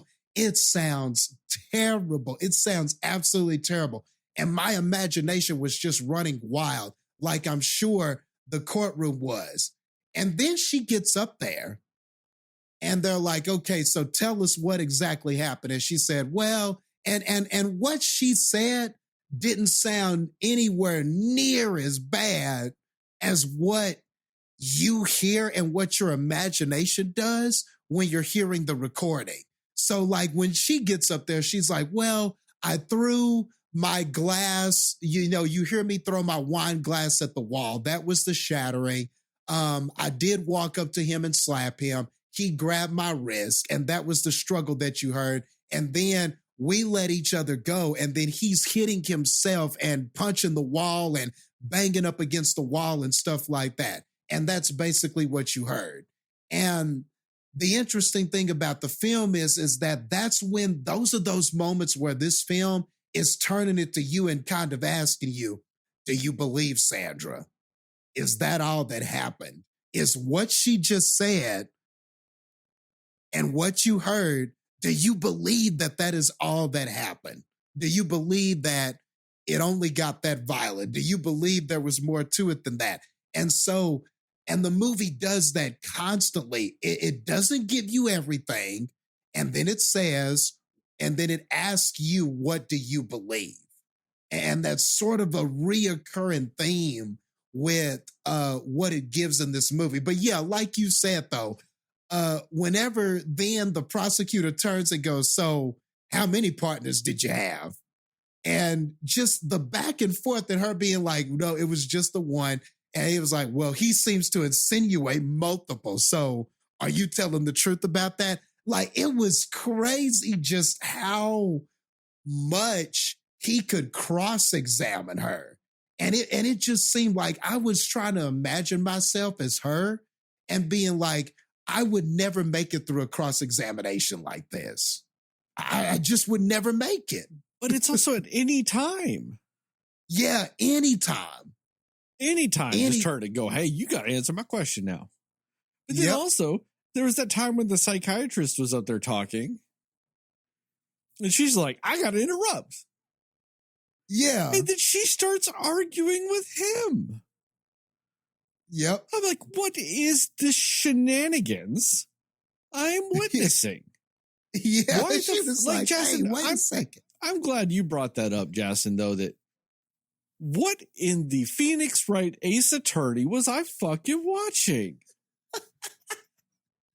I used to give those games some shit. I love those games. Don't get me wrong. I love those games. But like that Great first games. game, when it's like, oh, hey, if this trial doesn't end in 3 days, you get automatically found guilty because the judge is going to rule. And unless you convince the judge you're innocent, but the only way you can convince the judge you're innocent is by finishing the trial, essentially. But it's like, but it's like, that feels like just a weird game mechanic to be like, yep, we got to wrap this shit up. You got to give it that sense of urgency.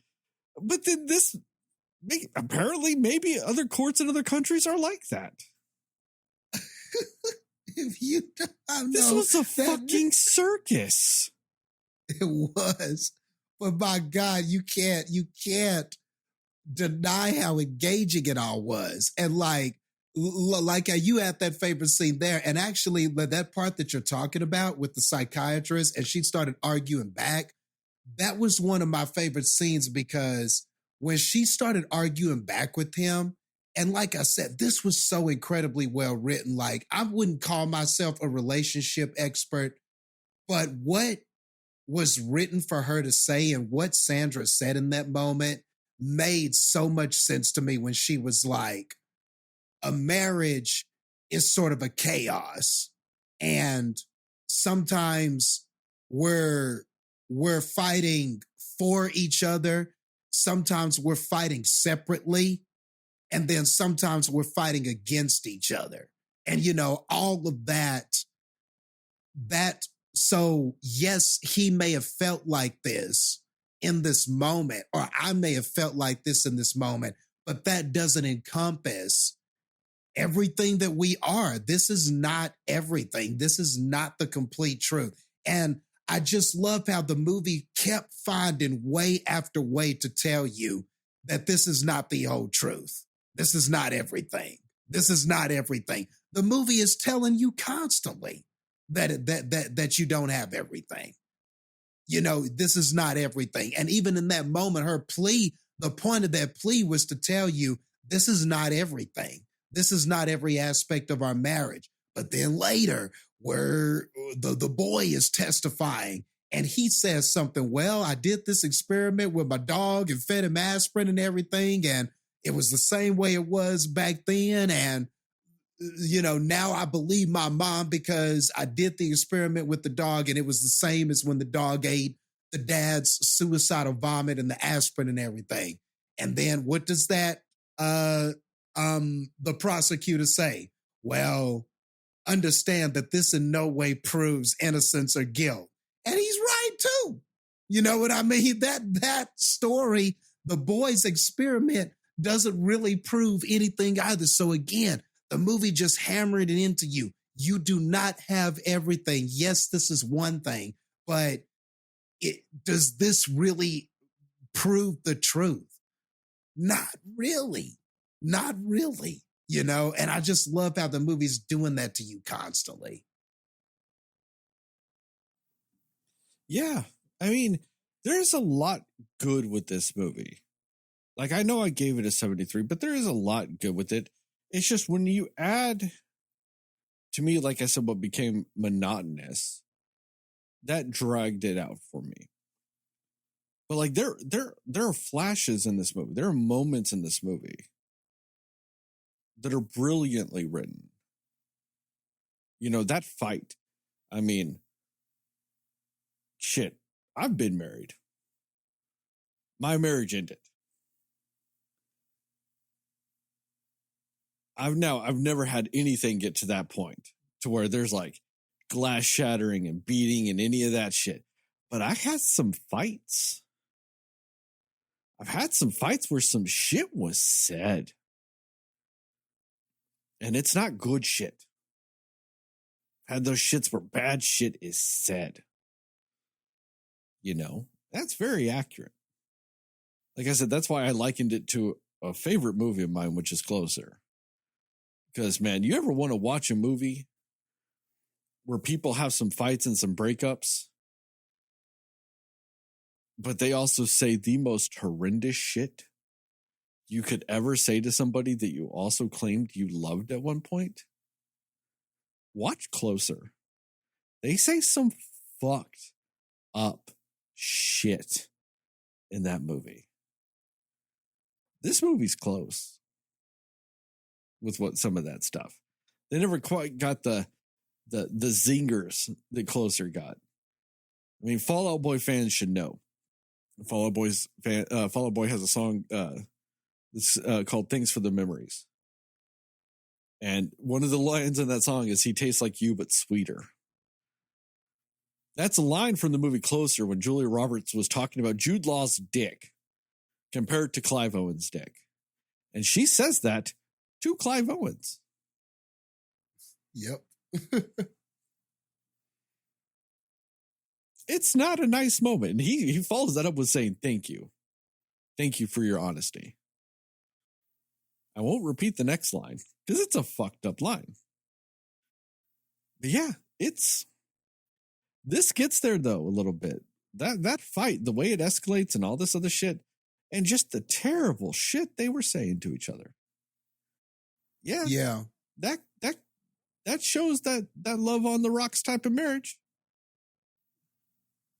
You know, now, but also, as many people know, in a relationship, you've probably had a fight like that. You've also probably come back 3 hours later and apologized. And I like the movie. Doesn't show that. But you also know that could have happened. Because once again, this movie doesn't show what it can't prove. Therefore, you don't know that. And therefore, it also kind of shows that that woman might not be lying. Yeah, there was a terrible fight. But a marriage can be a chaos. That's not untrue. And like you said, Jastin, that's a great line. Sometimes you fight with each other, sometimes you fight for each other. You saw the fight with each other. Maybe 3 hours later, when it wasn't being recorded, they had a fight for each other by apologizing and reconciling. You know, there's any number of things like that could happen that I liked that this movie didn't show. I liked that, you know, the woman, and she brought up a great point that I love when they bring this up in court movies that they don't always bring up, but I love that they brought it up in this, where she's like, yeah, you heard his story the whole time. If I saw a shrink this whole time, and I called my shrink in, they might say the exact opposite and say all the bad shit about him. Yep. Because that's also what happens in relationships when you talk to other people. People have a habit of minimizing what they do and maximizing what other people do to them. So very rarely are you getting the truth. And as we all know, but sometimes forget, truth is probably somewhere in the middle. There were times he was shitty. There were times she was shitty. There's also times he wasn't shitty. There were probably times she wasn't shitty. There's probably a middle ground.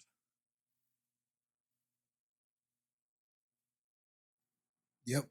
And sometimes in arguments, you will sort of exaggerate the truth, especially if you know, especially if the point is sometimes to just hurt the other person.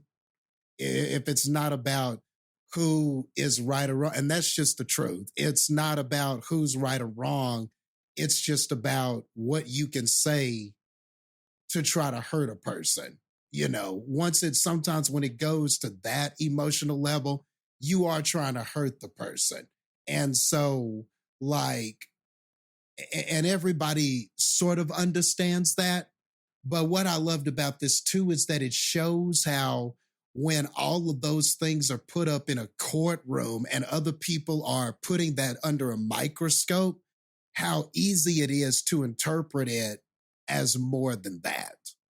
And it just makes you think about you being on trial. And it's like, let's just say you live with some roommates and then one of them is wound up dead. Well, you being a roommate, you're a prime suspect.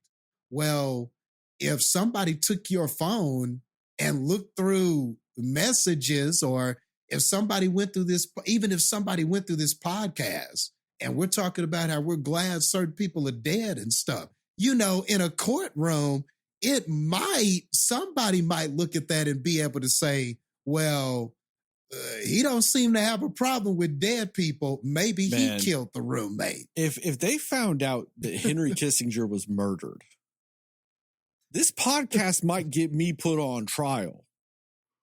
I'm telling you, right? Yeah, like I forgot. Yeah, because there were several episodes, some I was on and not on, where you were like, yeah, I'm so glad Kissinger is dead. So like somebody could take that and in a courtroom amongst people, and the right prosecutor could go, he don't seem to have a problem with dead motherfuckers. Yeah, so he is happy Kissinger is dead. Happy, gleeful, said he deserved it, because I did. Yeah. Said he deserved it. So then they look at you and go, so if you could be happy that somebody you don't know is dead, how happy are you that this person that you admitted on this date and that date annoyed you or said something that made you mad or something like that? So would it hurt? So if a person you don't know, if it makes you that happy that he's dead, how happy does it make you that this roommate is dead and you didn't like him anyway? There's evidence to support that you didn't really like this person. You argue with him constantly. So how happy are you that he's dead and you know him? People. I hate that you said this podcast could be used like that, because there's only one person on this podcast that this could ever be used as evidence, and it's me. I'm the one that says that shit. I'm the only motherfucker on this podcast that they could be like, man, Sterling, you said some fucked up shit. Here's examples A through triple Z of how many times you said fucked up shit like that could probably be used as evidence in a trial. You're going to make me start policing what the fuck I say on this shit. But all I'm saying is, I wasn't even really trying to go there, but it's funny how we arrived here. It is kind of funny. But no, I'm just saying, but still it applies to me too. Dude, I may not have said it on here, but boy, in some chats, I've said some fucked up shit. I'm not going to lie. I've said some fucked up shit. You know what I mean? In some chats and stuff like that. There's some celebrities that if they die, they're going to be getting the Henry Kissinger treatment on here. Yep. Yeah. Yeah. And I ain't going to lie. In some chats and stuff like that, there's been some people where they're like, man, this person died today. And I'm like, well, they were a racist piece of shit. So what? So then I'll just be like, so what else did you do today? Or something like that. There are some times where I can be very like emotionless and nonchalant. But my bigger point is that anybody can take a piece of your life and make you seem like a murderer. In the right situation, there's probably a moment of your life that if the prosecutor gets a hold of it the right way and builds the right context, you can seem like you killed somebody. Yeah. All of us. I mean, if they retroactively found out that John Wayne was murdered, they might charge me for it. Yeah. Yeah, you have definitely not held back about I have rejoiced several times that man died of cancer. Yeah. Yeah. But so like, I can only imagine a person being up there in court and having to try to defend what just seems like impossible things. Yeah. But to Sandra's credit, I thought she did an incredible job. And to her lawyer's credit, when it seemed like she was drowning, his cross-examination, he would come out back and point out some things. Like when that one guy that heard the recording was up there and was like, this is a dress rehearsal for what happened the next day when she murdered him. I was like, oh shit. And then like, I love how Vincent, her lawyer, got up there and was like, okay, so basically, what she said happened and what you are speculating happened. So basically, this is an opinion, right? So you said earlier that this was a dress rehearsal for what happened the next day. But clearly, we have no proof of what happened the next day, right? Other than just this evidence right here. So let's not, and in so many words, he said, so let's make sure that we are not taking what happened the day before the murder and saying that this is what happened the day of, like, or the day of the killing. Like, I love how he ripped that guy apart. You know what I mean?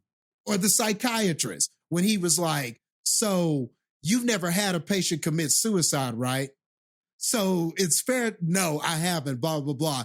Okay, so it's fair to say you're not an expert on suicide. Like, I love how he, you know, that he has some good moments. Damn good lawyer shit right there. Yeah, yeah. Well, I loved it too when he was like, so you've never had anybody attempt to commit suicide or commit suicide. And the guy was like, the guy tried to get all like French on him and was like, well, in France, they're both the same thing. And he's like, okay. Have you had it happen? Like, that doesn't change my question. Yeah. And the doctor's what did he like, say? nah. It's the attempt or the success or something like that. Yeah. And he's like, okay, well, answer my question still, because that did not change what I asked. And he's like, no, never. And he's like, so you don't know shit. Got it. Yep. And then they walk away. Like, that was just how cold that they would just walk away and shit. And that one prosecutor, man, the actor that played him, I loved him, man. Oh, he guy was with the buzz great. cut? Yeah, yeah. He was the boy swarmiest motherfucker ever. I know. He had the most swag I have ever seen a French person have ever. Yeah. He was ridiculous, but I loved him. I loved how he would just say, how he would say everything. And like when she was like, oh my God, what was the part? When he was like, so you said that you slapped him on that recording. Well, has this ever happened before? Have you ever been physical with him before? She said, no. And then he was like, so this was the only time. She said, yes. So, and he was like, oh, well, I mean, he said something like, what a fortunate man that you have been so you have been so docile and you have been so non-confrontational. But unfortunately, this one time we caught it on video, you were violent with him. Okay. And then he just walks away like he was. Yeah, because I think the line is, how fortunate we got the one recording of it. Yeah, that's what he said. How fortunate that we just got the one recording where you happened to do this. Like he was out of control, bro. But I loved him though. I loved that I hated him, but loved him at the same time.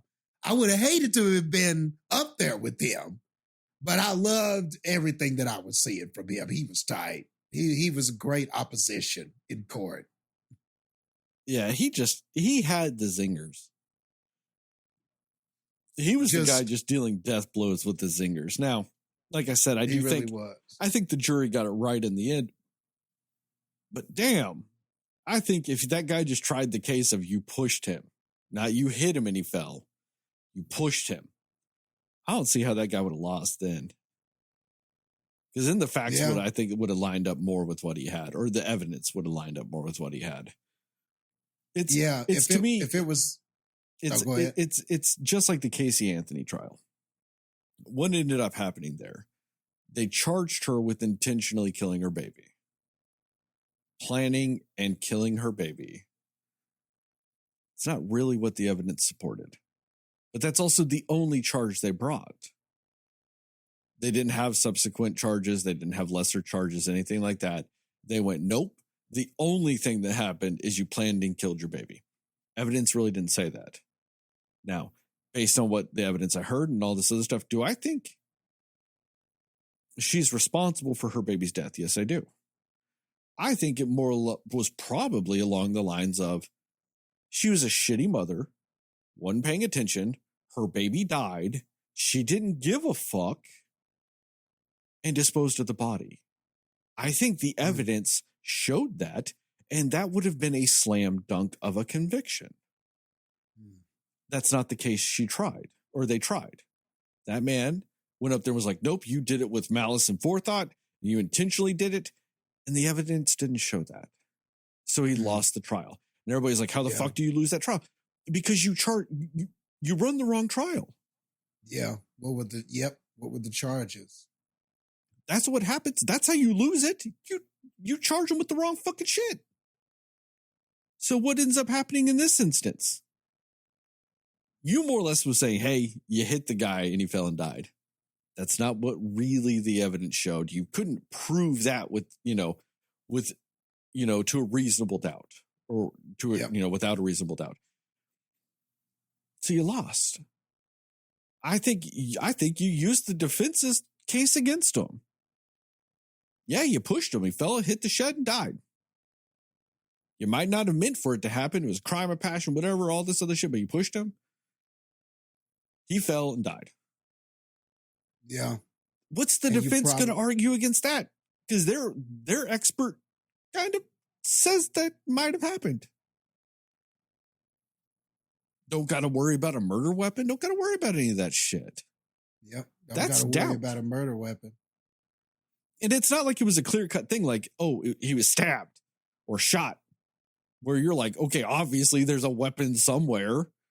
He was stabbed or shot, so obviously there's a weapon. It doesn't matter if we didn't find it. There was a weapon. You know what I mean? Like, so that's how you lose this case. You try a case you don't have the evidence for.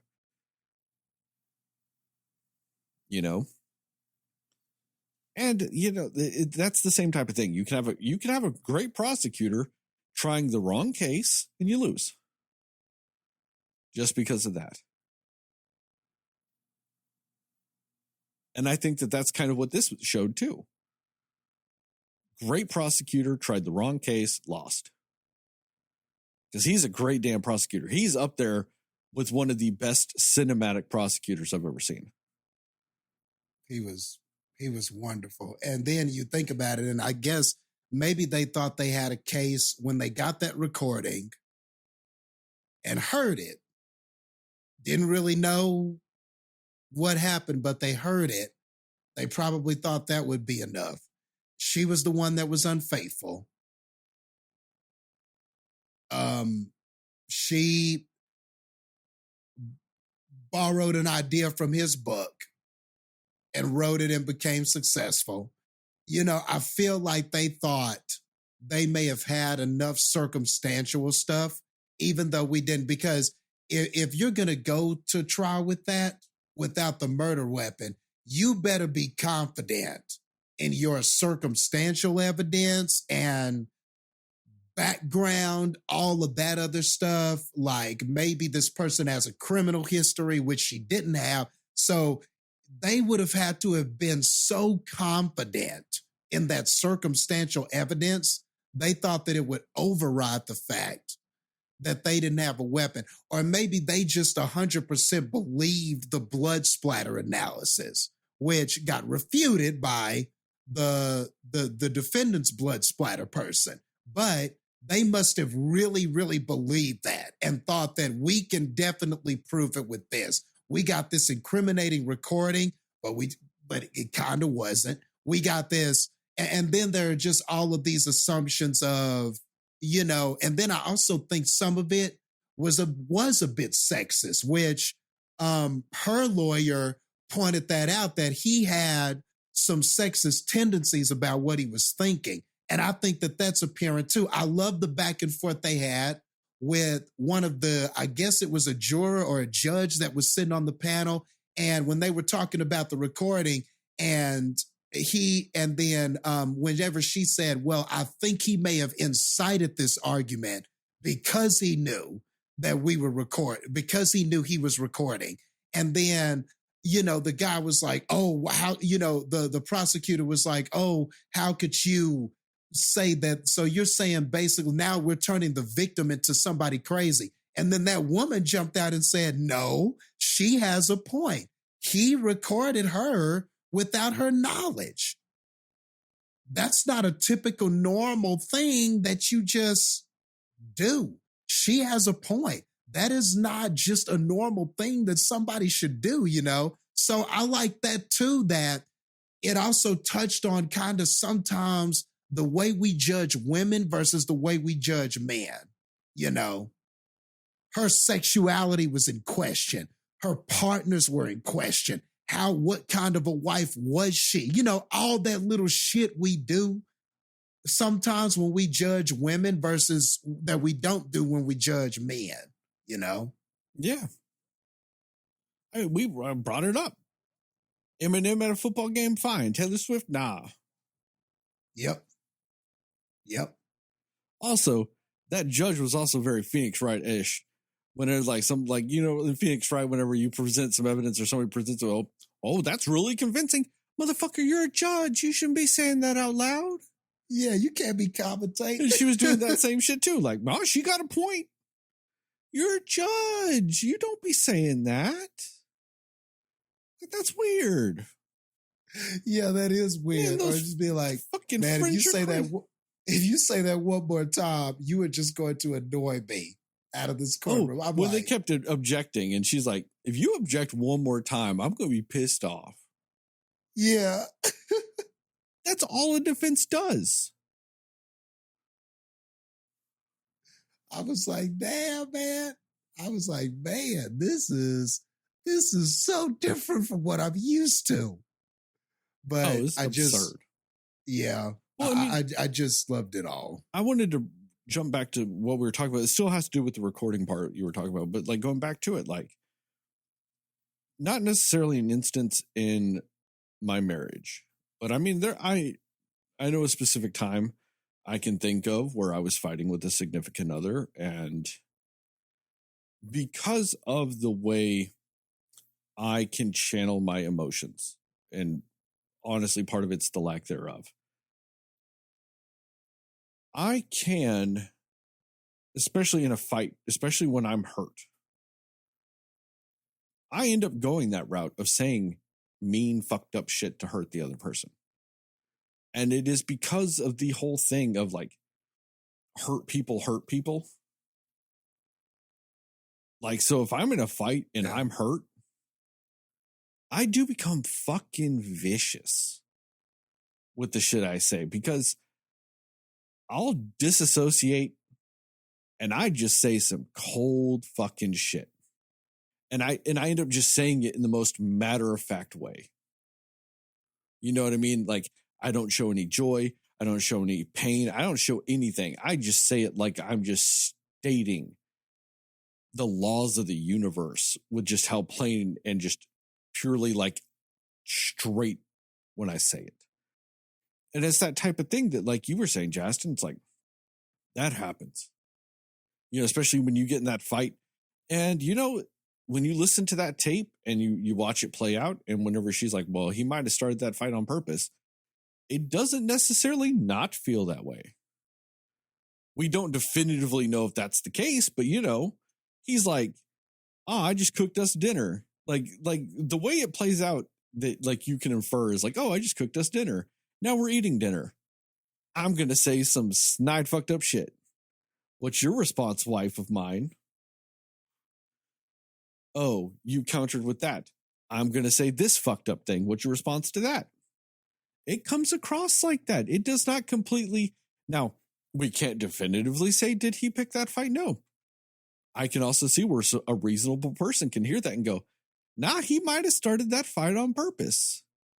Because he was like, Yeah. I'm recording this.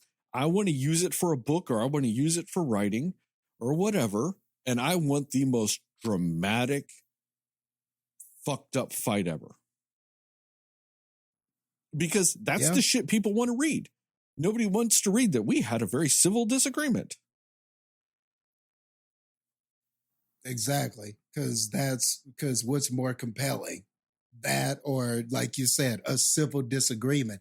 And when you pick that argument apart and you're kind of thinking about it, at first, she just seemed to be supportive and just trying to be reasonable with them and saying, you should, you want to write the book.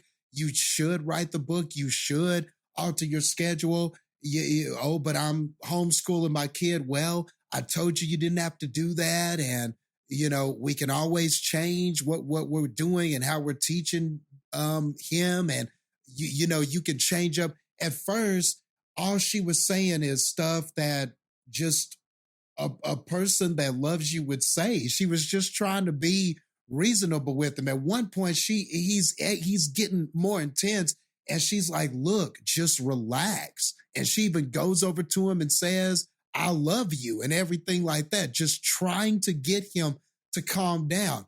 And you feel like you could argue that he just wouldn't. He just wouldn't. He just kept going. And is that enough proof to say that he egged it on? No, I'm not saying that. But you could see how somebody could arrive to that conclusion once that idea is presented. Well, because if you've ever been in a fight with another person, sometimes when you're fighting, they can say something and then you change what the fight's about because you're just still mad. You might not even be talking about what you were originally mad about, but you're changing what you're mad about because you're still just mad and you're still just wanting to be mad. So you're just saying shit to stay mad. It could be that, which is a very human thing for him to do. Yes. But also could be him changing shit to make sure they keep fighting. So it will get to the point to where she crosses the line because he's pushing her against it the whole time. Because it's a very funny thing. He's like, our schedules are like our, distribution of responsibility is unbalanced. And I think it should be more fair. Like, I always have to homeschool our kid. Okay, well, cool. Don't homeschool him anymore. We'll figure it out. Why are you trying to take away time with my son? Yeah. Well, what is it? Yep. Yeah, what is it? But that's the thing is like, it could be that he's just mad. She gave him a rational solution, but he's still just mad. So he's like, no, now you want to take away my boy. Like, just to stay mad. Like, you know what I mean? Because when you're mad, sometimes you can't just be calmed down because you've got some rational shit thrown your way. Like, you just find any reason to stay mad at that point. Or that's him picking a new fight or changing the parameters of the fight to make sure they stay fighting. Both could be true. Yep. And you're right. Or maybe he could have felt like, you're patronizing me, and then it's just that other thing too, like you were kind of alluded to, like, or it could be he's getting angrier because he felt like she was patronizing and just saying, oh, you just do it, just do it, just do it, Nike check, just do it, man. And in his mind, he's like, bitch, it's not that easy. I'm trying to fix this house. I'm trying to teach my kid. What are you talking about? Just do it. This shit ain't no fucking Nike check. So it also could have been that too. Maybe he was mad he was being patronized, which people can do. Like, sometimes a person may seem like they're being nice or they seem like they're being encouraged, but if you're not in the right mood to hear that shit sometimes, you can just easily dismiss it as bullshit and then just be mad that the person's even saying that to you. Like, this shit isn't that simple. So it could have been that too. It's just like you said, like, that's why I just love this so much, because it's just fun to like pick all this shit apart. And like, narratively speaking, there was even more shit about the father with like his fear to write the book. kind of like that fear that they were talking about, the fear of falling, the fear of failing. You know what I mean? And ironically, this is a character that fell and died. So there are all these little fun little tidbits about that too. And then also his fear of like making all these excuses and kind of not ever writing the book. And there was always an excuse. There was always kind of like this thing that would come up, or this reason why he wouldn't write, this reason why he wouldn't put himself out there, why he wouldn't just ultimately make that choice to write. And how she was like, you know, you're creating your own cage. And it's because you won't allow yourself to do it because you don't want to fail and all of that kind of stuff. And all of that fear and not making the choice and all that stuff, it all kind of relates to this whole thing about choosing what you believe and making the choice and the risk of not having all the information, but choosing to believe something, you know, whether that's a choice to believe in a religious thing, whether it's a choice, a belief system, whether it's a choice to believe in you, whether it's a choice to believe this person, whether it's a choice to believe whether Sandra's a murderer or not. All of it kind of carries this risk. And kind of like with the lady that the caretaker person, lawyer, the law caretaker person that was with the kid. You have to choose. Understand that the only truth is you don't have the whole truth. And you got to make a choice. You got to figure out what matters to you, and you got to make that choice. So yeah. I love all that shit too, you know? I agree. That was, I mean, there is a lot to like about this movie. I hate to say this, you made me think some.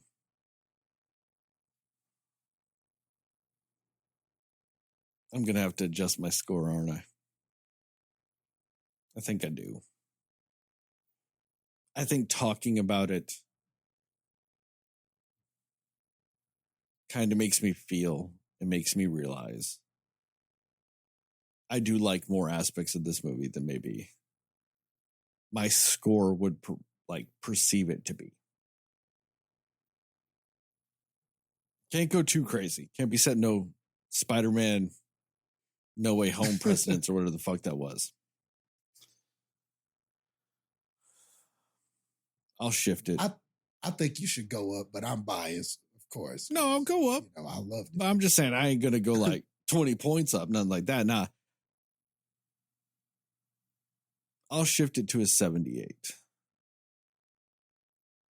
I'll shift it to a 78. And that would put I'm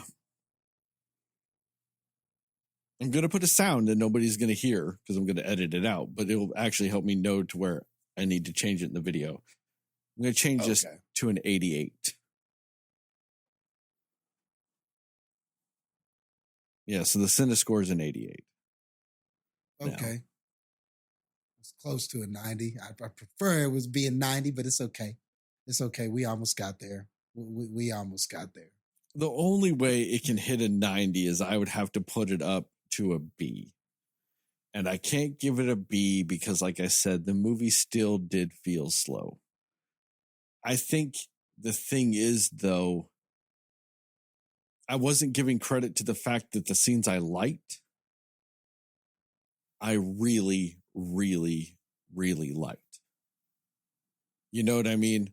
Wasn't giving credit to those. It's just the scenes in between those felt like they took a little bit of a long time. Gotcha. We taking a long time. We haven't even talked about the son yet. We haven't even talked about just all the little fun things like the key witness is somebody whose vision is impaired. Like, you gotta love that. We haven't even gotten into the fact of like, you know, just like the American justice system, one of the big problems I have in the American justice system is the way we use evidence and experts is inherently and insanely flawed.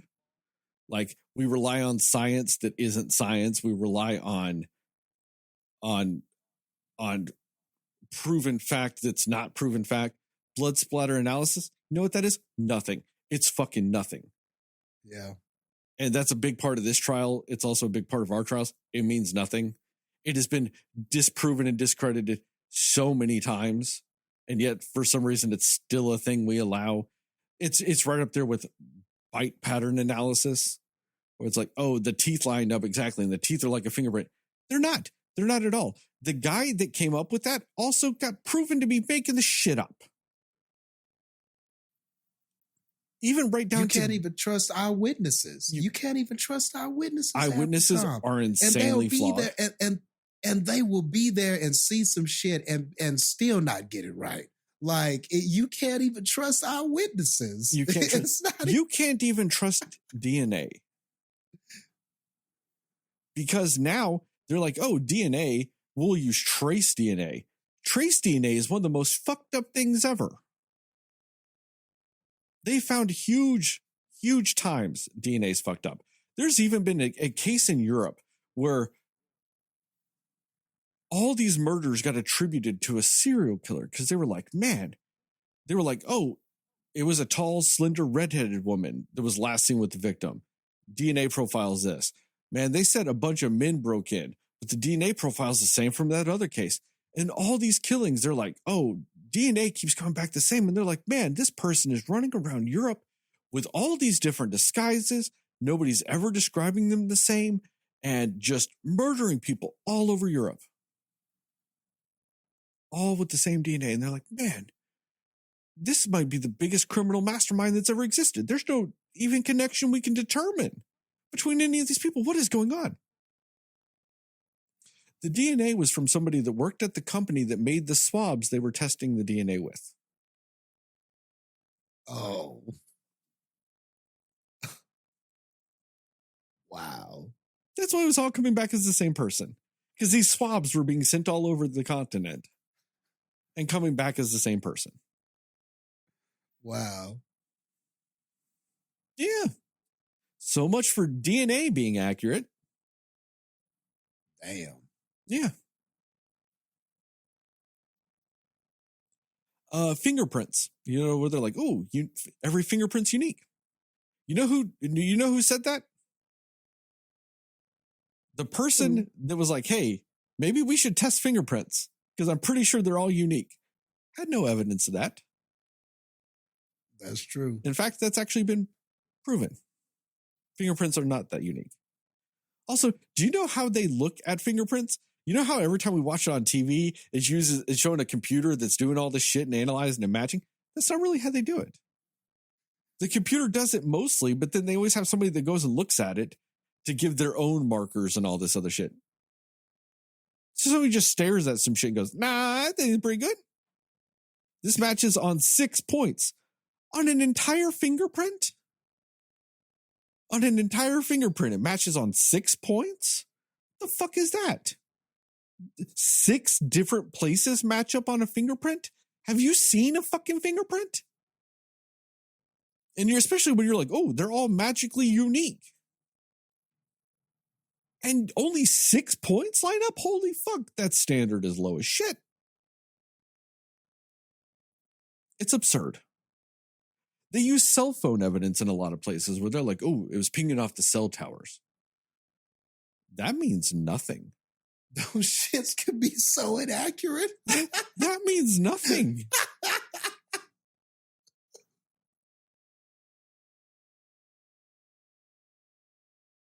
There are apps that you can use to spam your geographical location on GPS.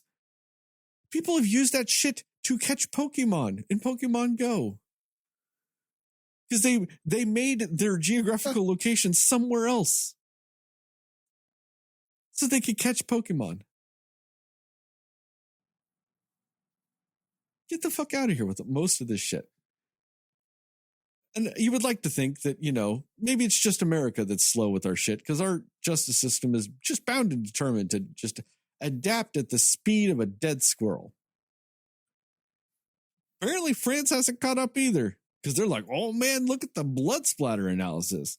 Come on, guys. You definitely got to believe this science that's been proven to not actually be science. We'll even get another scientist to disprove their science with their own science that's still not science. Great. Fantastic.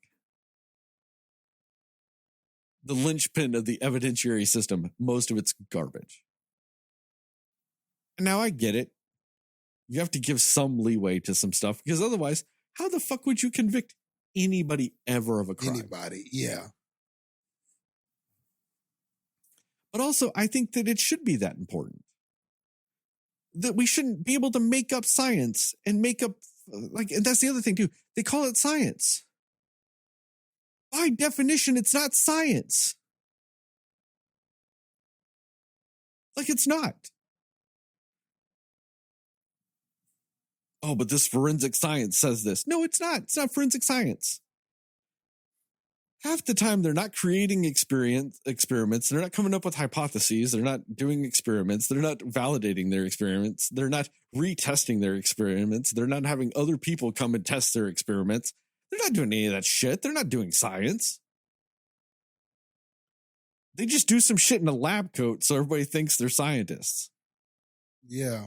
And then they put the forensic, fancy word after it, or just like a forensic handwriting analysis. But ultimately they go, well, I discovered the way he curves his T's and the way the eyes are and the patterns of this mean that he most likely might have written this. That's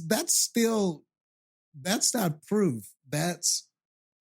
You're still, that's a hypothesis still. Yeah. That is by definition the hypothesis. That is a hypothesis still. But then he'll say that, and then the narrator goes, "This showed that that Derek wrote the letter," and it's like that is not what the guy just said a second ago. He said he most likely might have written the letter. That is not the same as this proves that Derek wrote it. Not really, though. But it's funny because that's how we act, though. How many times in a TV show or in a courtroom or anything like that have you heard somebody say, to a reasonable degree of scientific certainty? Yep. You know what there is not? That's not a thing. Yeah, I thought it's either certain or it's not. Yeah. It either is or it is not until you can prove it. Yeah, and that's the thing. And that's the thing with science is they might go, well, so far we think it's this, but we aren't sure. We're still testing. We're still proving. We're still working on it. Mm-hmm. There's a reason why there's so many things that are scientific theorems and not laws. Some things like the theory of gravity. We kind of know gravity exists, but we haven't proven enough with it. There's still some uncertainties with it. That's why there's only a handful of scientific law. And they want to go a reasonable degree of scientific certainty. The fuck does that mean? If they had said that shit in French, I would have just lost it. I'll give the French that. They had all the bullshit they were doing in that trial. At least none of those motherfuckers said that shit. Yep. They were coming up with every other bullshit thing they could fucking say in a trial. At least they didn't say that. Yeah, but we haven't talked about the sun. I mean, the sun's fine. I mean, I don't really know what else to say about him. I mean, the son is a very complex part of the story because he's lying at the beginning. Yeah. When he's like, oh, but I heard the fight. It kind of more or less showed that there's no way he heard the fight. And we kind of also saw that he didn't hear the fight. because we're with him when the shit happens. You know, so we kind of know that he didn't hear the fight or discussion or whatever the fuck they want to call it. You know what I mean? We know that he didn't hear that. You know, also, where was the son when they had the fight the day before that was recorded? Where was the son for that fight? Yeah, I wonder. Yeah, I wonder about that. Though he did say that whenever I would see them arguing or if they would start arguing, I would leave. So maybe he left before it escalated. Maybe he overheard arguing and left. But yeah, to some of the interesting theories I heard of people who think she's actually guilty. One of the things was the son. They said that he lies at the beginning, towards the beginning about hearing the conversation, and that was to protect his mother. This was an interesting theory I heard about the film. And I agree with that. Then, like, I think the film more or less says that, though. You know what I mean? Like, or implies it. Yeah, implies it. Yeah. Maybe, right? Like, most likely he lied about that, right? Yeah. Maybe he just mixed it up, got it wrong, but I don't know. Like they were saying in the trial, he seemed pretty sure that first time that where he could touch and know where he is and stuff like that. But this person was like, I believe he lied that first time to protect his mom. And then he said that story that he tells in court about the father and the father talking about one day the dog's going to be gone and I think it's him. He said that that's a lie too. And he said that the reason why he feels it's a lie is because we didn't hear the father talking. We heard the child talking, almost as if the child was speaking for the father. So he believed that that was a lie too. And then he said at the end, whenever the mom comes into the room and embraces him, the way that was shot, he felt was purposeful, that it felt like the son was holding the mom and kind of caressing her like the son was protecting her. And he took that to mean that all of this was a lie. That the son was lying to help the mom, and therefore he feels like she killed him. To me, though, that kind of discredits the scene of the aspirin experiment. Because then why would he do that? Why would he do that? Why would he do all of that? And the guy didn't say anything about that, but he just, Well, yeah. Because, I mean, just like in the trial, you're not going to bring up the shit that doesn't fucking help your case. That doesn't help your case. Yeah. So. Yeah, you focus on the shit that does, and you just casually ignore and hope nobody else realizes it. Yeah. That's what you do when you make a case. I get it. So, but it's just fun how all these people are coming up. And then there was hella people that say, yeah, I saw the same thing. That boy lied 2 times. And I thought that was interesting. I just thought that was just some fun artistic shit they were doing. But I think it's because it was the trial. Because, you heard the husband's voice earlier because it was playing a recording. Right. He's telling the story, therefore, you're seeing what he's telling you. But that's also why I actually take it as true. Because like I said, this movie only shows you what more or less it can prove. So to me, it's showing you that the son is recounting a story from his dad. Yeah. Like actually recounting a story. That's how I took it. Based on what they showed me throughout the movie, that's how I took this. Yeah.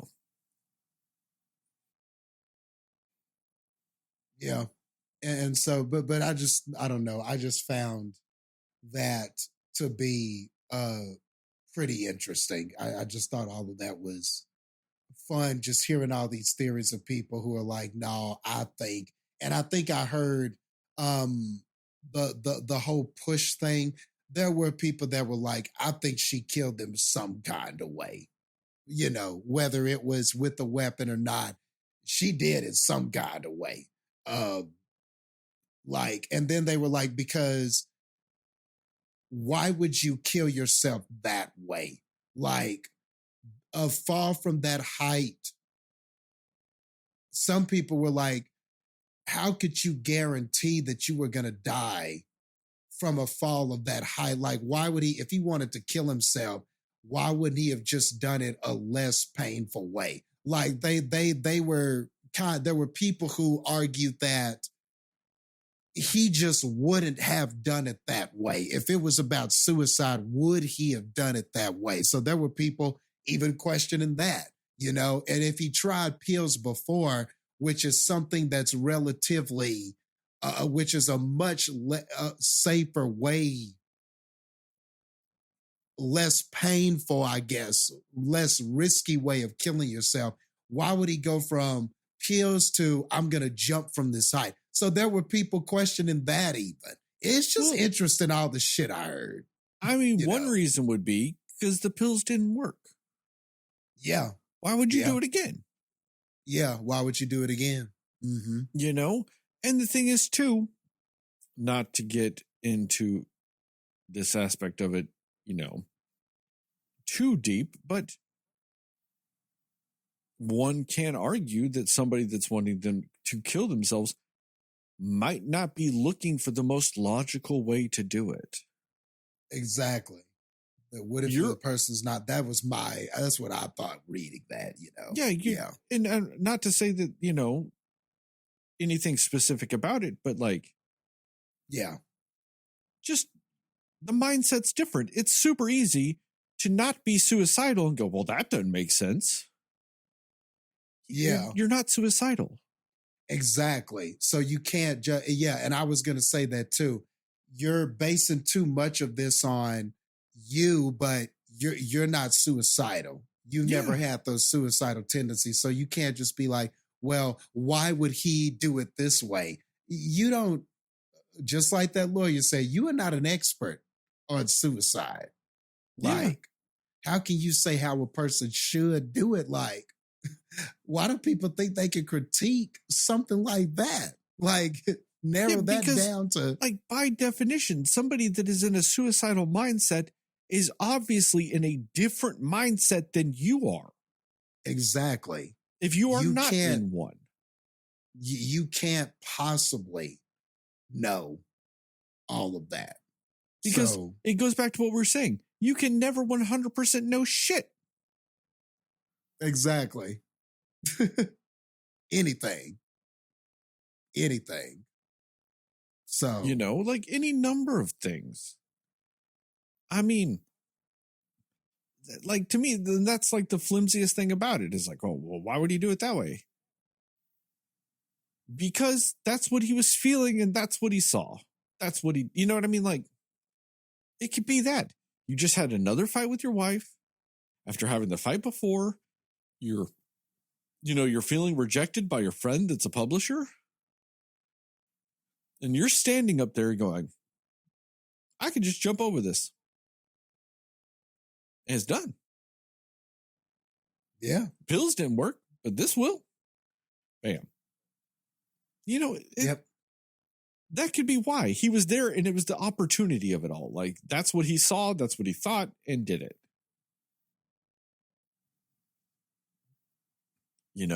Because that's the thing is sometimes people that commit suicide aren't always planning it out either. Yeah, that's true. Sometimes it's what happened in that moment, in that instant, that helped help them inform the decision to do it. It's not always, let me write a manifesto. Yep. Let me take a bubble bath. Let me, prepare this, and take 5 hours to do this.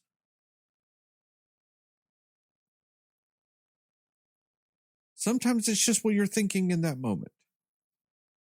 And when you're up there, you're working with tools, you're doing this shit, and you just got in a fight, you go out into the balcony to get a breather. And that's what you see.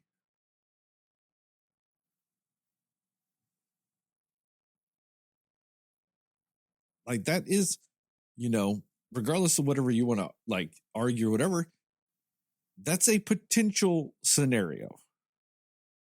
Yeah. Because once again, the movie doesn't say either way. It does not.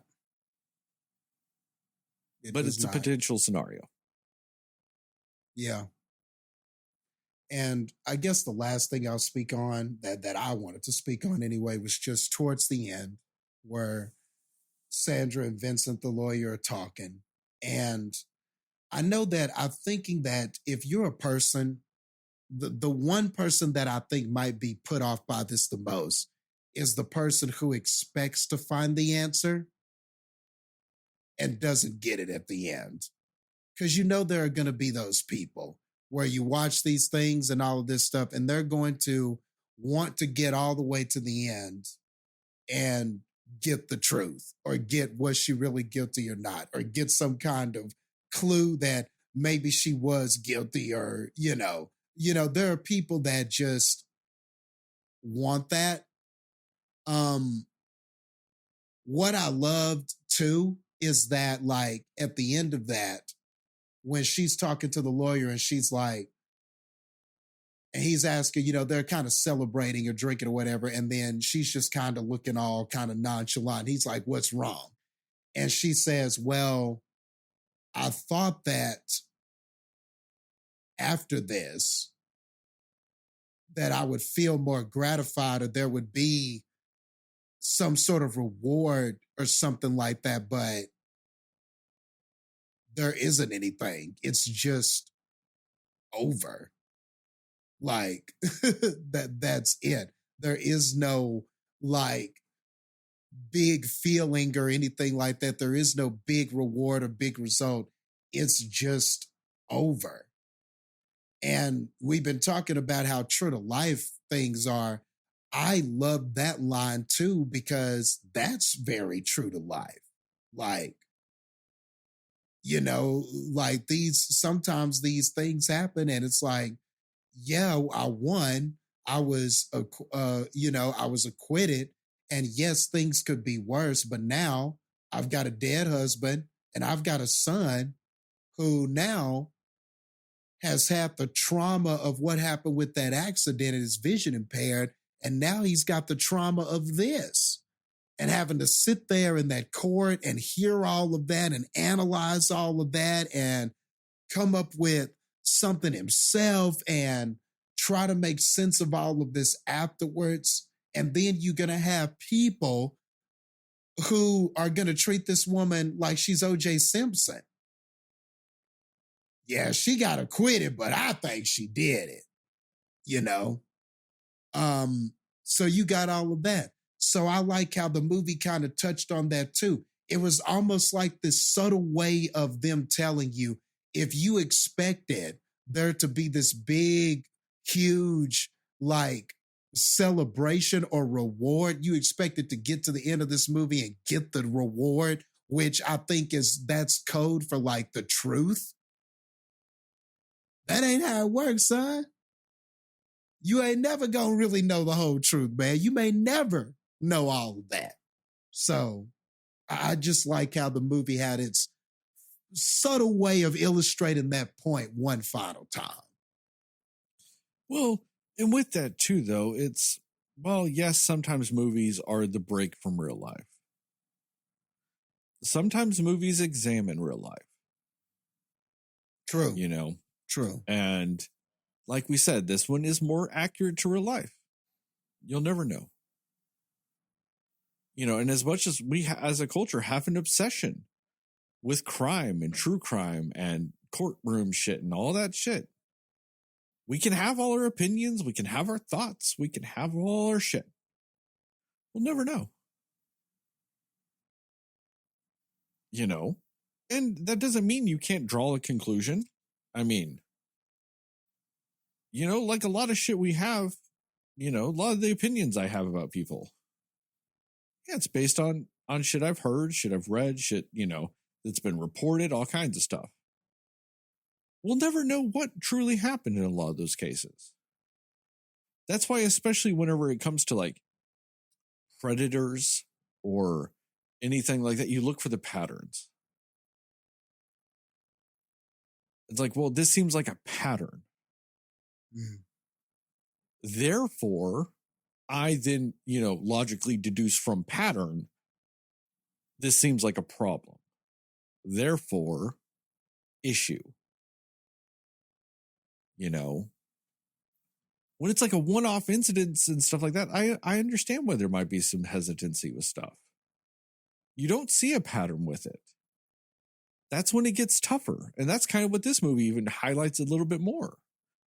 It's not like shit, a pattern of beating him that we know of.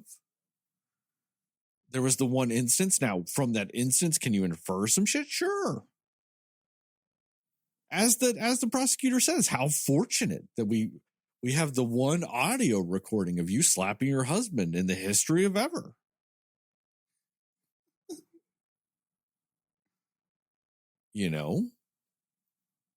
But it's not like it also showed that he was like, oh, well, when he died, he also had a black eye from the day before, with as vicious as that fight was and all this other stuff, you'd think there would be more marks to some stuff. You know what I mean? So like, yeah, there, you can lean either way when you get some of these facts or some of this evidence, I should say. And that's one of the problems too. I do watch so much court shit. I do end up referring to shit as facts. Well, it's not. It's by definition not. But in court, what do? The attorneys always say, well, the facts, you got to find the facts. This is the facts. You got to focus on the facts.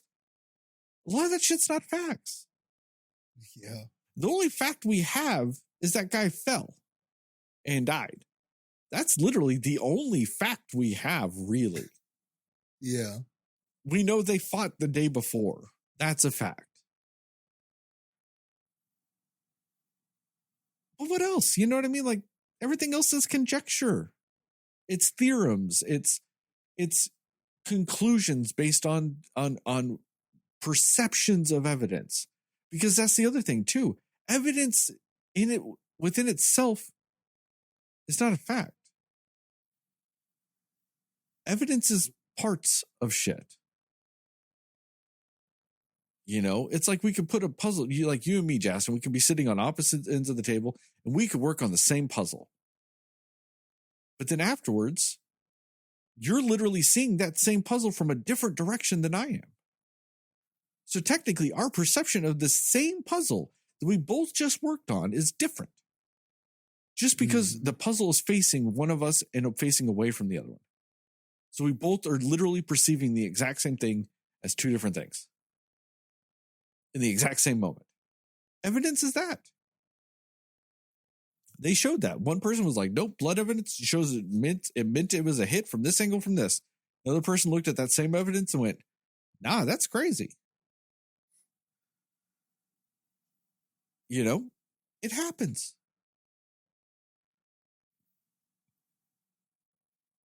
And I think this movie, like we said at the beginning, this movie would have been infinitely lesser if they went, nah, she did it. Nah, she didn't do it.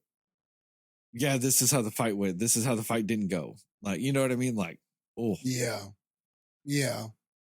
Oh, it would have ruined so much. Yeah. This movie easily would have been like a 20 if they'd given that shit away. Yeah. Because either way, you ruin any aspects of the movie. Yeah. Like, there's a reason why it works in a Law and Order episode. They're fucking 40 minutes long. Yeah. You can't have a 2.5 hour episode of Law and Order and know what happened. Because then why the fuck is it 2.5 hours? That's absurd. Yeah. It's uninteresting. There's no tension.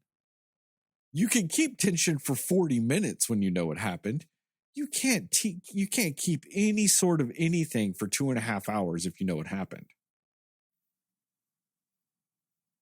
But then also on the flip side of it, if you get to the end of the movie and you're drawing conclusions and you're thinking about things and you're doing your armchair Sherlocking during the trial and all this other shit, and then the movie just goes, this is what actually happened. Then it kind of ruins that. Yeah. Then you're like, but then what was the point of all this? Why did I sit here for 2.5 hours just for you to tell me I'm wrong? Yep. That's not fun either.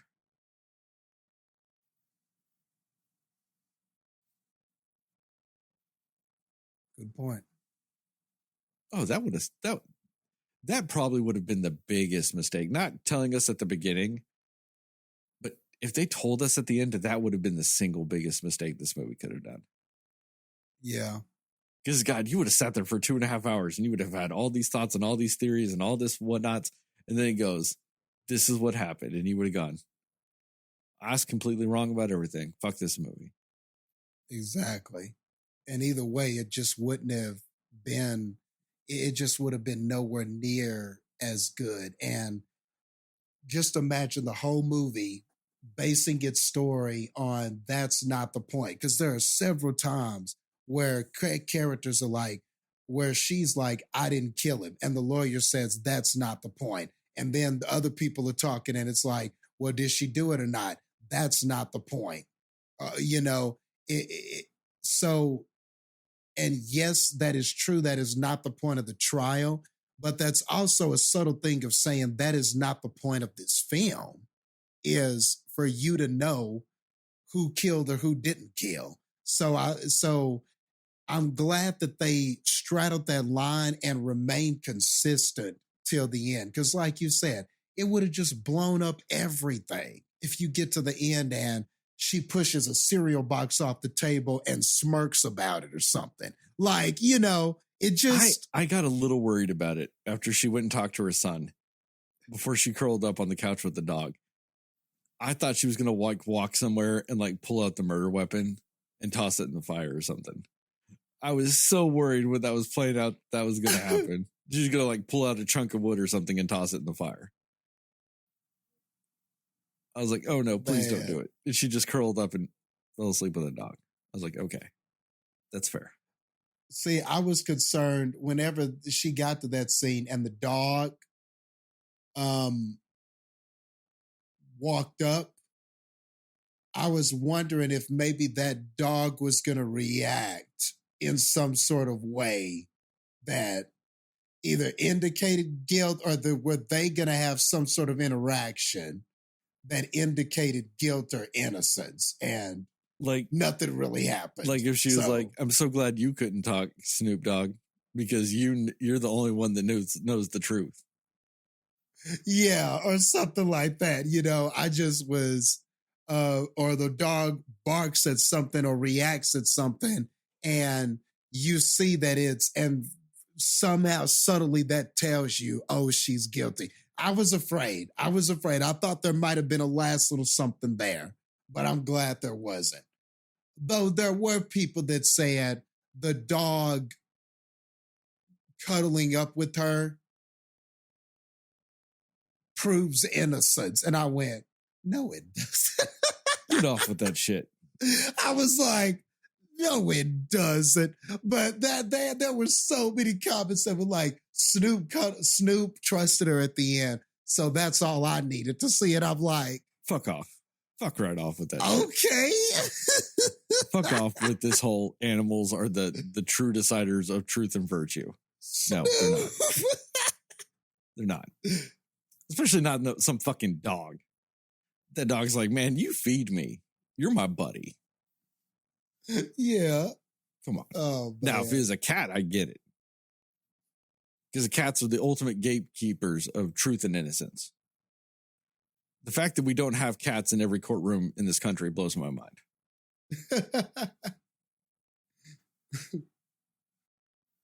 Man. No, I just but also, that was so because it's also one of those weird things that people don't get. Like, I'm terrible with people. I don't like a lot of people. I don't like dealing with people. I don't like kids. I know that's a shocker to people. I don't like kids. Kids annoy the fuck out of me. You ever see me around a fucking cat? I'm like everybody talks about, like when a woman's biological clock is ticking when they get around a baby. I'm that with any fucking cat ever. Pretty much. I'm with that. Like my grandmother's cat. One time, like when they just moved up here, cat was really skittish, new environment, all this other stuff. I was petting that cat. I got the cat to calm down. My cousin's daughter, who was very young at the time, ran in the room, scared the cat because the cat was like all of a sudden back into anxiety. Cat clawed the fuck out of me. Like blood dripping down my hand, clawed the fuck out of me. Next time I went to that over there, I'm like, key. Like right back to like focusing on the cat. Like I didn't give a shit about anything else. I'm like, oh no, where's cat? You know what I mean? I'm like, that cat violently attacked me at one point. And I'm still like, where's the cat at? Let me find this cat.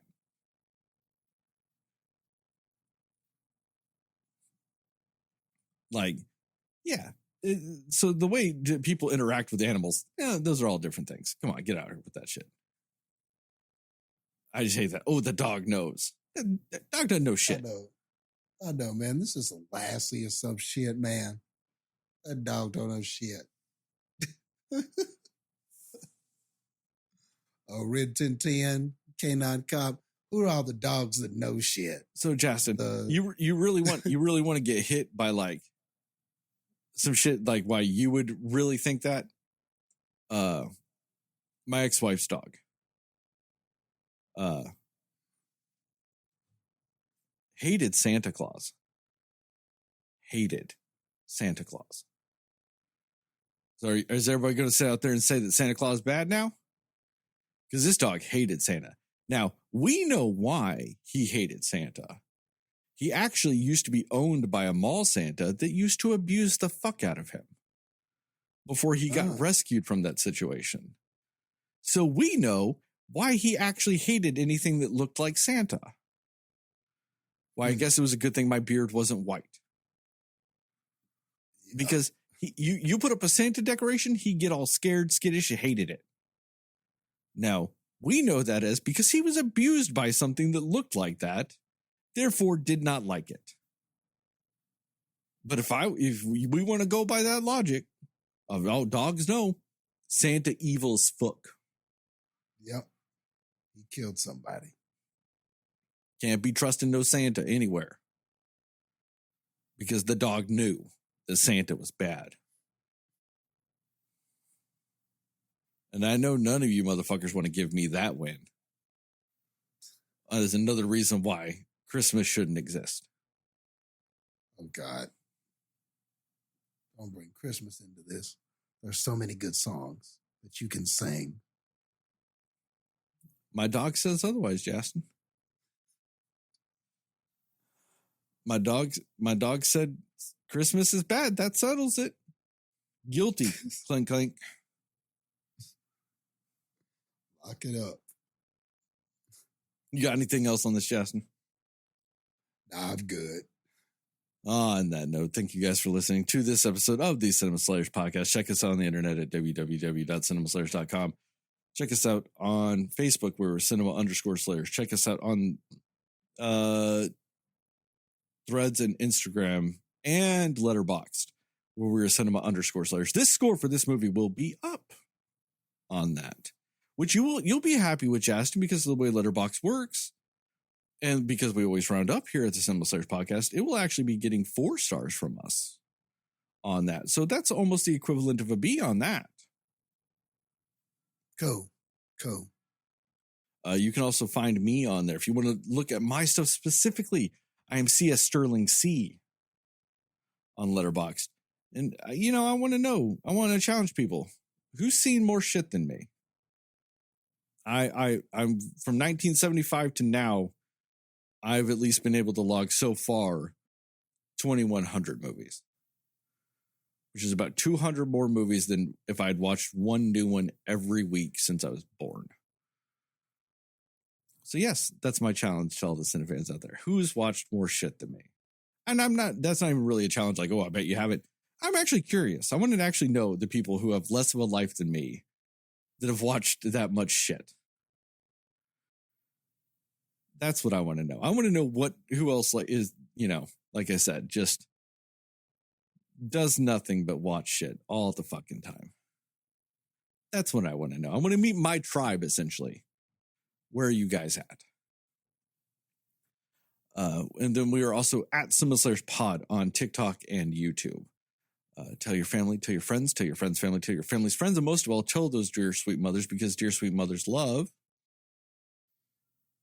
50 cents PIMP interrupting your conversation. That's a weird choice that I kind of dug. I know. It was effective, though. That probably would annoy somebody in the right because it was the instrumental version and loud as fuck. Yeah. Just on a loop. Yeah. Give us a 5-star rating and review. Really appreciate it. Really help us out. Shout out to Plug Migo and Mundo Ochoa for our theme song and logos, respectively. Remember, here at the Cinema Slayers podcast, we are pro slut, pro Sydney, pro naked. You, yes, you, Cinefan, are Knuff. And justice for Chris. And also, just in case you're wondering, Henry Kissinger is still dead. I checked before the podcast started, had not rose from the dead. Still dead. All right, you're going to wind up on trial. You need to police that. Hey, you know what? If they ever came and accused me of murdering Henry Kissinger, I might confess to that. I might go, you know what? I did it. I did it. Sign me up for that. Let's go. Prison, baby. Let's go. Hell yeah. If I'm going to go to prison for anything, if it's murdering Henry Kissinger, I'm kind of fine with that. That's tight. So you hear that, FBI? If you want to blame Henry Kissinger's death on somebody, right here. Sterling Condre. I live in Joliet, Illinois. Know where to find me. It's like I need to tell the FBI where I live. They fucking know where I live. I'm probably on some weird watch list of people that might have murdered Henry Kissinger. Probably so.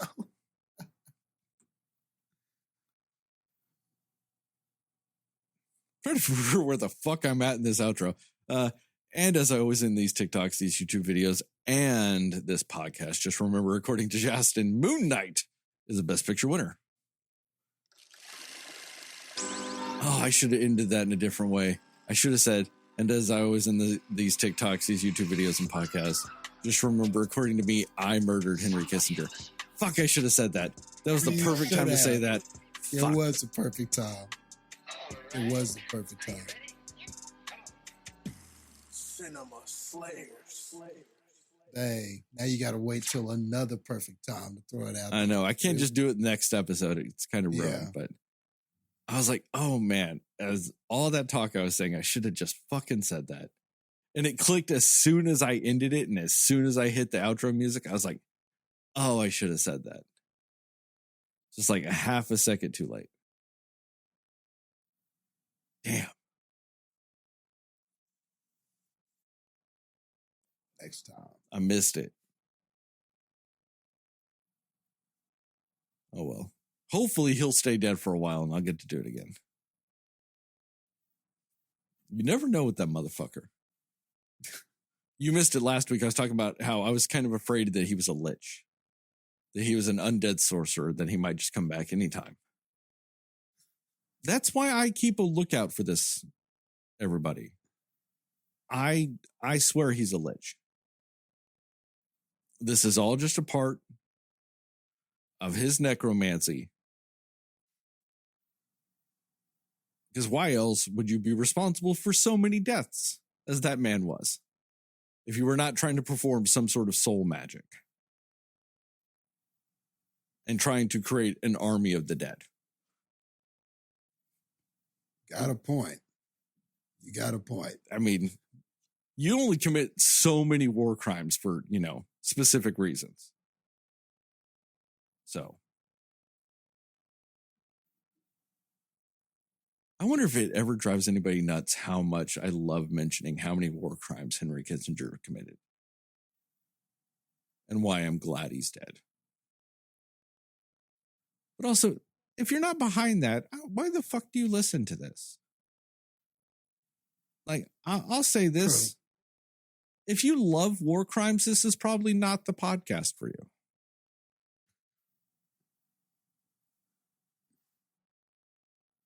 Especially, why the fuck are you at the end of this episode? Why did you wait almost 3 hours of this episode to be like, ugh, they're anti-war crime? Yeah, that'd be kind of awkward. And also, why did you wait till like episode like 283 to fucking realize that too? Oh, they're all woke and hate war crimes. Ugh, I don't want to listen to this no more. Ugh. All right, I'm out of here.